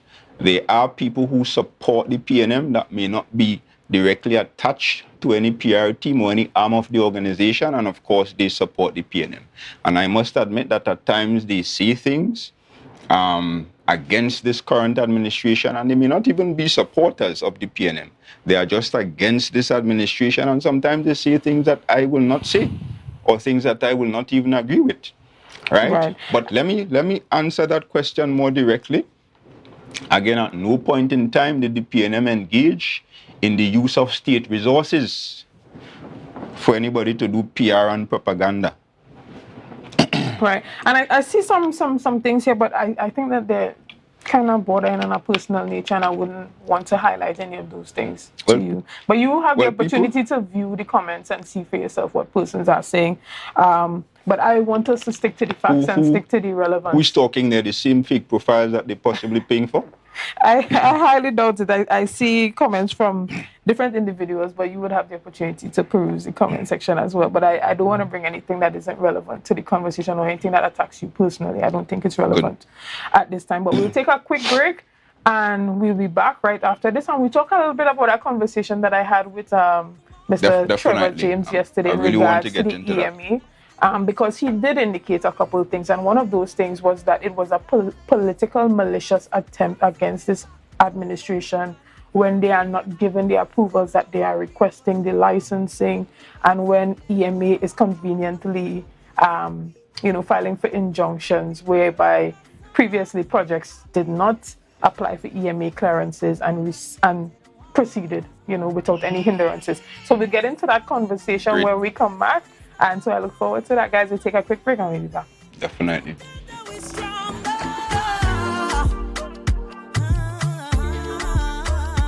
Tobago Glass Supplies has been a leading name for over 37 years in the glass and aluminum market in Tobago. We provide an extensive range of high-quality, innovative aluminum and glass products for commercial and residential use. Competitive prices with superior and professional services by committed employees who are guided by rigid quality standards. Tobago Glass Supplies specializes in the manufacture and installation of glass and aluminum products that are essential to today's homeowners and the business environment. We are engaged in marketing, sales, and installation of a variety of products. These ranges from windows and doors to necessities such as mirrors for homes and vehicles, designed and manufactured in-house or imported.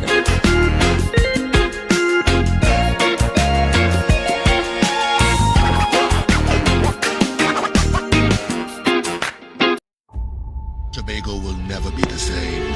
It's coming strong, but it's tired. This little piggy is tired. It's finally here, Tobago. The adult-only comedy that played to sold-out houses across Trinidad is finally in Tobago. One night only. Saturday, June 3rd at 8:30 p.m. at the Shore Park Complex. Tickets available at advertised outlets. Check press and social media for details. Tobago, the Bacadal Week.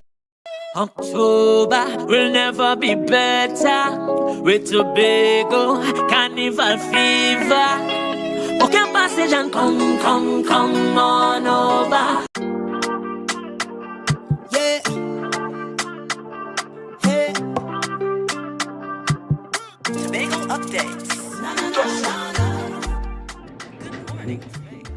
Good morning and welcome back to Good Morning Tobago right here on Tobago Updates. Interesting reading these comments. Very interesting. I see y'all. Guys, this is the reason why we're here. We're here to have the conversations. We're here to ask the questions that you guys want asked. And if I am asking questions that you don't like, let me know. And if I'm not asking the questions that you want to know, you ask the questions yourself and I would ask Mr. Dennis. But just keep it strictly to the point. Let's not get personal. Let's try not to insult anybody or anything like that.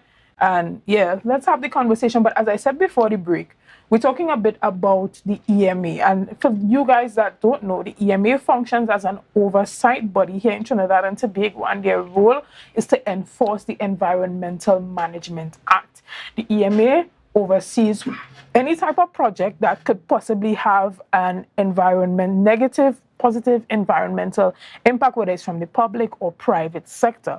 And so yesterday we had that conversation with Mr. Trevor James, Assemblyman Trevor James, who is also the Secretary for Infrastructure, and he extensively discussed with us that Shervan to Storby extender road that is being built, and that is a single carriageway road that's happening. If you want, you can go back to yesterday's episode and you will be caught up with it.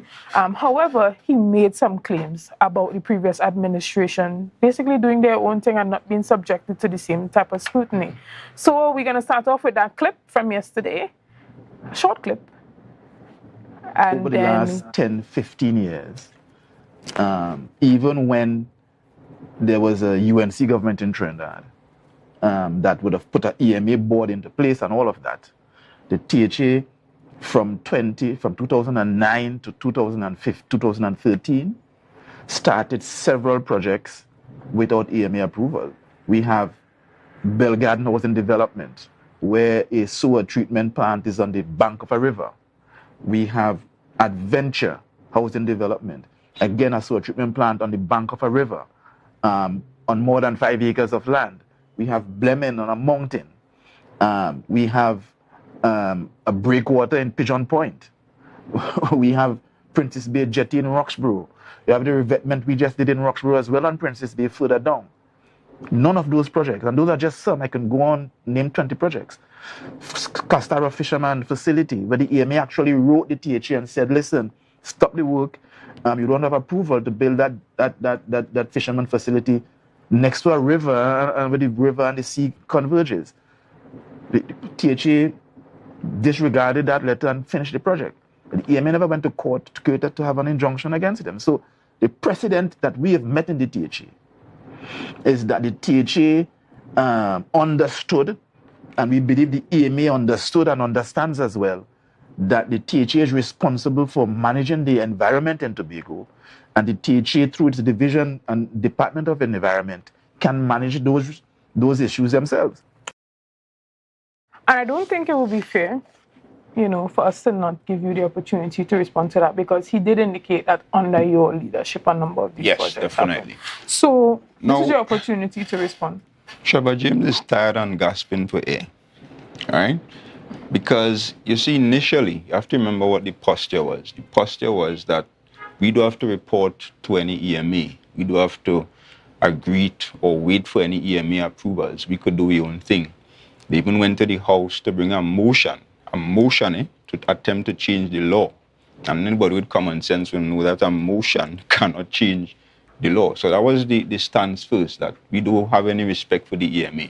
The Chief Secretary even boasted that they had a meeting with the EMA and they showed the EMA the error of their ways. They went ahead now, after getting away with the stage in the sea, they went ahead to start this road in Friendship.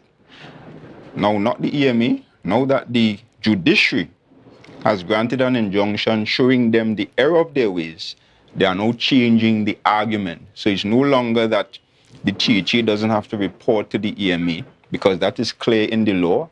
And the judge in the case, I wouldn't talk much about the case, but the judge in the case hinted to that, right?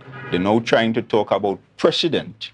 And clearly that is the argument they're trying to make, that the previous THA operated flagrantly in abuse of the EMA Act, and they can do the same. And that is the furthest thing from the truth. I want the director to bring up a couple documents and we'll go through them quickly. Okay, I'm just going to hint to my director that we are ready for those documents at this point in time. However, you are stating that these documents indicate that indeed you did file for an EMA clearance for a number of these projects. Explain to us these projects. Right, so, and this is available on the EMA website. If you see at the top of the screenshots, it's ema.co.tt. So all this information is available on the EMA's website. So Tobagonians don't allow the likes of Trevor James to hoodwink you and come to the public and blatantly lie. So we'll go through them quickly.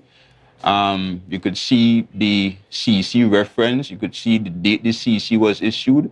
And you'll see a description near the project. So this is the Belgarden Housing Development that Trevor James spoke to yesterday. Scroll through quickly. We don't have much time. This one is part of the CC itself with the same Belgarden Housing Development. Scroll through. This one is coastal defense structures in the Little Rockley Bay area. I think that is the situation down there at Magdalena. This is the Roxborough Hospital, CC issued 19th of March 2020. This is the Shervan Road Housing Development, as urgent as that was when we were doing that development to cater for people disrupted by the airport development. We didn't touch a blade of grass before we got the EMA approvals. This one is what? Residential development at Cove relating to the airport. Scroll through quickly. This one is the establishment of a wastewater treatment plant for the Glamorgan multipurpose facility. Although we did not need one for the facility itself, we went ahead and we seek the EMA's approval to get a CC for the wastewater treatment plant. This is the jetty up at Studley Park for the quarry, right? Barbados Bay jetty. This one is, I think we went through this one before. Yeah. So that's probably right, so all. in essence, so in essence, the right. previous THA operated in accordance with the laws, right? Now, there might have been a couple occasions, I can only remember 2, where we ran into some disagreement with the EMA. But on every other occasion, even some of the projects that Trevor James mentioned yesterday, the Plymouth Housing Development in Adventure, the Belgarden Housing Development, all of those had certificate of environmental clearance from the Environmental Management Authority.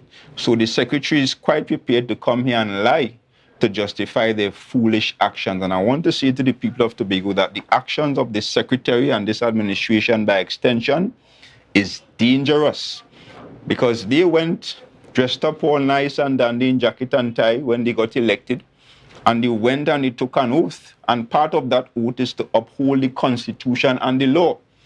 And another thing he said yesterday, giving the impression that the EMA is some political tool of the government, when he came here and lied to the people of Tobago that the EMA board is appointed by the cabinet. I want to read from the EMA Act, Part 2, Section 6, right? They hereby establish a body corporate to be known as the Environmental Management Authority, which shall be governed by a board of directors consisting of the persons appointed in accordance with this section. The President, not the Prime Minister, not the Cabinet, the President shall appoint a chairman, 9 other members, and I wouldn't read out that particular part because it talks about the experiences that the individuals must have. And then it says the board shall appoint a managing director. Nowhere there mentions the cabinet. Nowhere there mentions any minister getting involved in the appointment of the EMA board. So to come here and see that the EMA is a tool of the cabinet because the board is appointed by the cabinet, lying to the people of Tobago, right, is definitely dishonest and dangerous on the part of the secretary. And I want to signal as well that we in the PNM intend to cause this behavior to be reported to the Integrity Commission as well, because we cannot have public officials who will come and operate contrary to the law, deliberately so, and placing the public purse at risk, because they now have to come and pay lawyers. I see the state, the THA, is being represented by Larry Lala and possibly other attorneys, an unnecessary expense on the public purse if they had simply followed the law. Excellent. And we're going to take a quick break right now, and we'll be back right after this, guys. See you soon.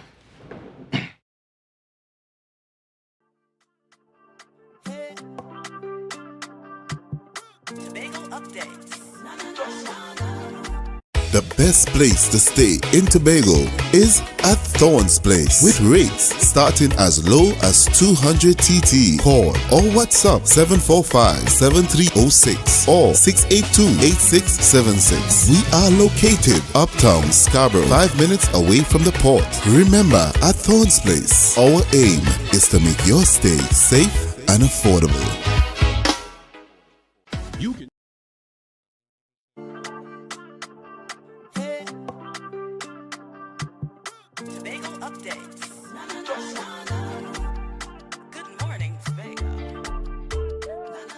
Good morning, Tobago, guys. And right before we had that brief break, Mr. Dennis was showing us evidence that indeed during his time in office they really did apply for those EMA clearances. And it's important for us to not be political. Not just my time and the PNM's time in office. Right. But it's important for us to not try to politicize the role of the EMA, and it's important, Correct. Especially where environmental management is concerned, especially now with, climate change and everything that's happening around the world. Outside of the political banter between yourself and Mr. James in responding to that, help the people of Tobago to understand why it is important for us to really take the role of the EMA seriously? Well, the EMA is really a watchdog for the environment of Trinidad and Tobago. Even the government of Trinidad and Tobago, that ministry down there and that minister that has responsibility for the environment must also subscribe to the laws, must also subscribe to the requirements for CECs as it relates to certain developments. So it has nothing to do with just the Tobago House of Assembly. The EMA is an authority with responsibility for Trinidad and Tobago. And while, of course, the division with responsibility for the environment has responsibility for the policies concerning the environment, it does not mean that that division can do what they want. Just like the ministry with responsibility for the environment in Trinidad as it relates to the policies can't do what they want. All of them must subscribe to the EMA because it's important that we protect our environment, especially here in Tobago. Excellent. And so, unfortunately, we're out of time this morning and we have to wrap it up, but I'll allow you to just close any closing statement that you want to give or anything that you want to say, particularly to Tobagonians, before we take our break. So I basically want to say to the people of Tobago to pay attention to what is going on. We have an administration that is not, one, they're not prepared to follow the law, two, they're not prepared to keep their promises, and three, they're not prepared to be honest with the people of Tobago. All right, so I'm saying to the people of Tobago, pay attention, mind your business, and try your best to live decent and good lives. Be careful and be safe out there, especially in this rainy season. And God bless not just the island of Tobago, but the country of Trinidad and Tobago, our nation. Thank you. Thank you very much, guys. We'll take a brief break and we'll be back with much more conversation. Coming up, I'm chatting with Eastern Credit Union about their annual road race that's coming up. See you soon. It's a brand new morning, rise up to a brand new dawning as the passion starts to rise. You can now get whatever you need whenever you need it anywhere in Tobago with Tobago. Your meals, medication, groceries, and shopping all delivered directly to you. No more hassle, no more stress. Get the Tobago app today on Google Play or Apple App Store. That's TAPPOGO and let us deliver to you. Check our website at www.tapogo.app or call the experts at 494-TOGO and 484-4746. Tobago. Relax. We will get it to you. Tobago's at your service. Coconut's Cafe, the buffet restaurant that specializes in all your tasty local dishes. For breakfast and for lunch. Breakfast includes coconut bake and sada roti, served with chokers, bull joil, and sausages in tomato sauce. Not forgetting beef and cheese pies, shepherd's pie, macaroni pie, and rice in various styles. Meat served in a variety of flavors, garden salads, and pasta salads. All this accompanied by fruit juices, coconut water, your choice of a great combination to appease your taste buds. So call us today to order as we are here to accommodate your busy schedules. You better run when you hear that. I said run when you hear that. You better run when you hear that. I said run when you hear that. You better run when you hear that. Run when you hear that. Yeah. Hey. Tobago updates. Good morning, Tobago. Wake up with Candace and Denicia. Let's go. It's a brand new morning, rise up to a brand new dawning as the passion start to rise. The energy fill the skies. I say thanks for favor to wake up and hear me neighbor. 60,000 people strong and the vibes is never wrong.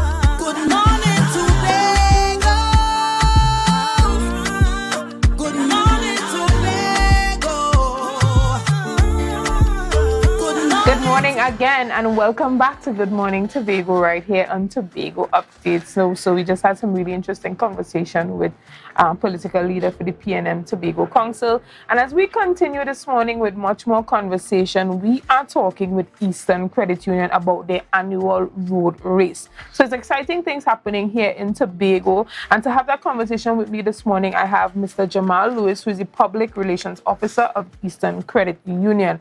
And so you guys are having this, your 33rd annual race, actually. Well, that is a little bit, first of all, good morning, and thank you so much for having me here. Well, that's a little bit of a stretch, because what happened is the first time that we're actually going to be having it in Tobago, right. So but annually you guys have this we have that in Trinidad. This year on May 14th, we would have had our 33rd annual. And this year, Eastern Credit Union is also celebrating our 50th anniversary as a credit union. So part of the celebrations is to bring some of the activities that we have in Trinidad, bring it across to Tobago, and just share the love, as you say. And I would like to think that you guys also have valued customers here. And we have a lot of talent here in Tobago, especially when it comes to 5K, 10K, 15K. Yeah, so you know there are some really top performers top here athletes on the across island. here. And some of these athletes actually come across to Trinidad and actually do the race when we have it in Trinidad. So all that was more incentive for us to bring the race across to Tobago. So when will the race be, and how is the competition set up? How do people register? Is it based on your age group? You register within your age category? Are there prizes for ages? Yes. So tell us about how the competition itself is set up and how the prizes are arranged per category. So the race is actually taking place this Sunday, that is June 4th. There's a 5K and a 15K. Both races are starting simultaneously. The 5K starts at our Tobago branch, which is located at number 203 Milford Road. And you will make your way, I always get it mixed up, you'll make your way up to Gulf City Mall or down? Make your way up to Gulf City Mall. So that's the 5K. It starts at our branch and you make your way up to Gulf City Mall. And the 15K starts at Gulf City Mall. You exit the mall, you'll turn right by the traffic light, go down, that'll be down, you'll go down the Claude Noel Highway to Shervan, that'll be down. You're going down to Shervan, yeah, okay. Yeah, so you're going down to Shervan, turning right on Shervan, and... So wait. How are you getting to the mall and then turn on to Shervan? No. Okay. So when you get to Orkins Q? No, we're going back up or down. Okay, so for the 15K, once you get to the mall, you're coming back. You start at the mall, Gulf City Mall, and you go up to the traffic lights.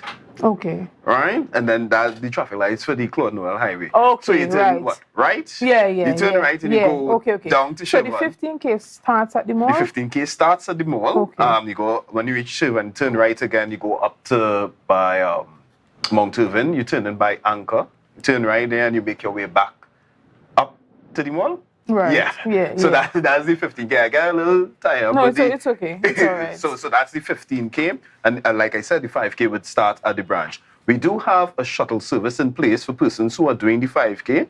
That shuttle service is starting at 4 a.m. and they could park their vehicles at the mall. We'll shuttle them up to the starting. And that's this Sunday, right? That is this Sunday. There's still time to register. There's still time to register. You can register at www.athlinks.com, or the easier thing to do is to visit our social media pages at Eastern Credit Union. We're on Facebook, Instagram, LinkedIn, Twitter. We're really easily accessible. Or you can visit our website at www.ecunewexperience.com. Now, this is exciting stuff because I know a number of my friends are always taking part in these 5Ks. activities. And recently there was a 5K that took place with the Division of Food Security up at the Forest. Yes. And I know a number of persons participated, so I know you can look forward to heavy participation from all Tobagonians. So let's talk more about the categories and per prizes. So there are a number of categories. We have categories for both the 15 and the 5K. The open categories, so there's male and female, of course, there are prizes for that. There are also prizes for our para-athletes. There are also prizes for the masters. And explain to the public how do you define your para-athletes? They used to say it, the physically challenged, but of course now we have changed it as we are now more woke society, so we don't say special needs or physically challenged, we say para-athletes. So we have a category for them. We also have for masters, which are persons over 50 years. So that is both male and female. Of course, we are taking care of the children. So there's a category for children 12 years and under. And of course, the 13 to 17. And these are both in the 5K and the 15K. So everyone's a winner here at Eastern, but those who are more inclined to challenge themselves, we do have some special prizes for them. Excellent, excellent. And you said, well, overall, we saw it in the video that preceded the interview. Yes. That there's over $70,000 in prizes, and those prizes come along with a trophy also. Okay, you heard it here, guys. Yeah. And so he already explained what the route is going to be like. So you heard it here. So it's going to start at the branch and go up to the Gulf City Mall. That's for the 5K. Yes. And for the 15K, it starts at the Gulf City Mall and it goes straight down to Anchor Bar. And obviously you'll be directed during the run, and if you need transportation or if you need a shuttle, you can contact them at, what is the contact information? So the contact information is 800-4ECU, that is 800-4328 or 800-LOAN, 800-5464, or you can visit our social media pages, Instagram, Facebook, and LinkedIn to get more information about this race. Now, one thing that I also want, this race wouldn't be possible if we didn't talk to some of our sponsors. Right. So I'd just like to take the opportunity to say good morning and thank you to our sponsors. Will that be okay? I mean, definitely you will have all the opportunity to do that. But one of the things that I want you to address before you get into that is the fact that, is there a paid registration fee to get into the race? There is a paid registration fee. So the registration fee is $130. That'll be for the 5K. And the 15K is $150. That gives you registration. It also gives you a free jersey or a vest. You also get a drawstring bag, which has some tokens in it also. And at the end of the race, of course, water is provided. We have some fruits to help you rehydrate. We also has, as we say, when you finish these type of race, you need to get a little rub down. So our good friends there, they will be on board to give you a little. Have massages so on we have a whole massage area for you. I mean, to get out there this Sunday. I mean, talk to me and I bring a package for you. Okay, so seeing that today is Friday. Yes. And we know the credit union is not open on the weekends. Yes. When can people collect their packages, or can they come the morning of the race and pay their money and register? So we try not to do registration on the morning of the race because remember the race starts at 5 o'clock. So we try to avoid that. But you know what? We welcome everybody with open arms. So registration is still ongoing now. You can register on our social media pages, or you could get the link on our website. But if it is you don't have the capability to do that, you can come and do in-branch registration. Of course, we're doing registration this morning from 10 o'clock all the way. We'll probably go down till about 5 o'clock because the branch is open until 5. So you could come into the branch and you could do the registration and you'll be able to collect your packages one time there at the branch. Okay, excellent. And even if you do register the morning, which we don't recommend. We don't really recommend, but you will get the package. You will get the package there, and we just want you to do the race. And of course, there'll be some lovely medals for all participants once you cross that finish line. Excellent. And so as we wrap up this morning, let us know about some of your sponsors. Sponsors, and of course, I'd like to say special thank you and good morning to our sponsors and partners, CUNA Caribbean Insurance, Oasis Purified Water, Exquisite Local Drinks, LCJ Delights, Calm Palms, that's the massage people. Right. They will be on hand. So Calm Palms, good morning and thank you for coming on board.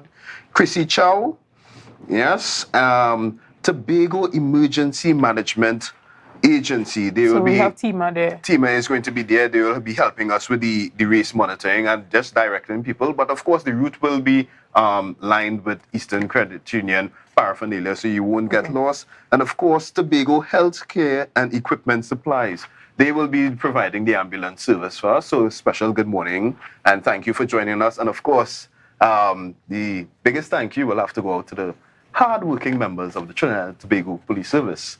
Excellent, excellent. Because without them, we can't start on time. And thank you so much for giving us the approval to have this race. Like I said earlier, this is all part of Eastern Credit Union as we continue our 50th anniversary celebration and trying to bring some more of the activities across here. Of course, you could also look forward for us later in the year, we one part of our corporate social responsibility is diabetes awareness. So every year in November, we have our diabetes walk that is going to be on. And of course, you can't be all serious. So we will be also back across in Tobago next 2 weekends for Bay Weekend. Okay, well, we look forward to having you. So, guys, again, that is on Sunday morning. Sunday, June 4th, 5 a.m. And the thing is, the boat races start at the same time. Simultaneously. The boat races start at the same time. So, if you want to register, you can go straight to the bank down there. Sorry, at the Credit Union, yes. Eastern Credit Union down there in Canaan. That's the main branch. You can go down there and you can register today. You have up until 5 p.m. And we're also going to be there tomorrow, please God, Saturday. Even though the branch is not open, we're still going to be there to facilitate some late registration. We'll be there from 10 a.m. to 3 p.m. Okay, and that comes with an entire package. You have the paraphernalia. You have everything that you need to go. Is there going to be a T-shirt in there as well? There is going to be a T-shirt in there. We love T-shirts. we love T-shirts. There are T-shirts, and for those who are inclined, there are also some vests. Well, okay. Some people may want to put on a muscle shirt, you know? Yes. So, well, we look forward to it. This is going to be really exciting. The prizes, man. The prizes. Yes. We try to mirror the prizes that we had in Trinidad. So the same $70,000 in cash prizes and trophies that we had in Trinidad, we brought it across to Tobago. Okay, well, it's going down this weekend. It's going down this weekend. All right, again, thank you to Eastern Credit Union for choosing Tobago Updates. And guys, you heard it here. Tell a friend to tell a friend. I'm sure you know somebody. I know you have a friend or family member who would be interested in partaking in this. Or you can participate just for fun. You know, even if you're not into being super competitive, you would receive a medal for your participation either way. So and you already heard there's massages, there's food. There's entertainment. Yes, and fellowship. Good fellowship. You can't go wrong. It's going to be an excellent networking opportunity as well. So again, thank you so much, guys. Thank you for choosing Tobago Updates. Thank you for making us the number one. Thank you for tuning into our conversation. And again, I want to express thank you to the political leader of the Tobago P&M Council for coming on earlier and discussing, and thank you to Eastern Credit Union for sending Mr. Lewis here this morning. And so on Sunday, it's going down. You just heard it here. It's starting off at Canaan for the 5K, and it's starting off at the Lowlands Mall for the 15K. 5 a.m. Don't be late. This is not one of those things where it says 5 a.m. and you're like, don't worry, you know, if you reach by 6, you know, they might wait for some of us. They're starting at 5. They're starting at 5 because of course the road has to be blocked off. So I mean, they have police licensing, you know, so they have to go with the time within which they have booked it. So it's not even them not wanting to wait for you, but business is business, right? We're starting at 5 a.m. Guys, have a great weekend. I look forward to seeing you next week. Again, thank you for making Tobago Updates the number one broadcast station on the island of Tobago. Guys, see you soon. Thank you.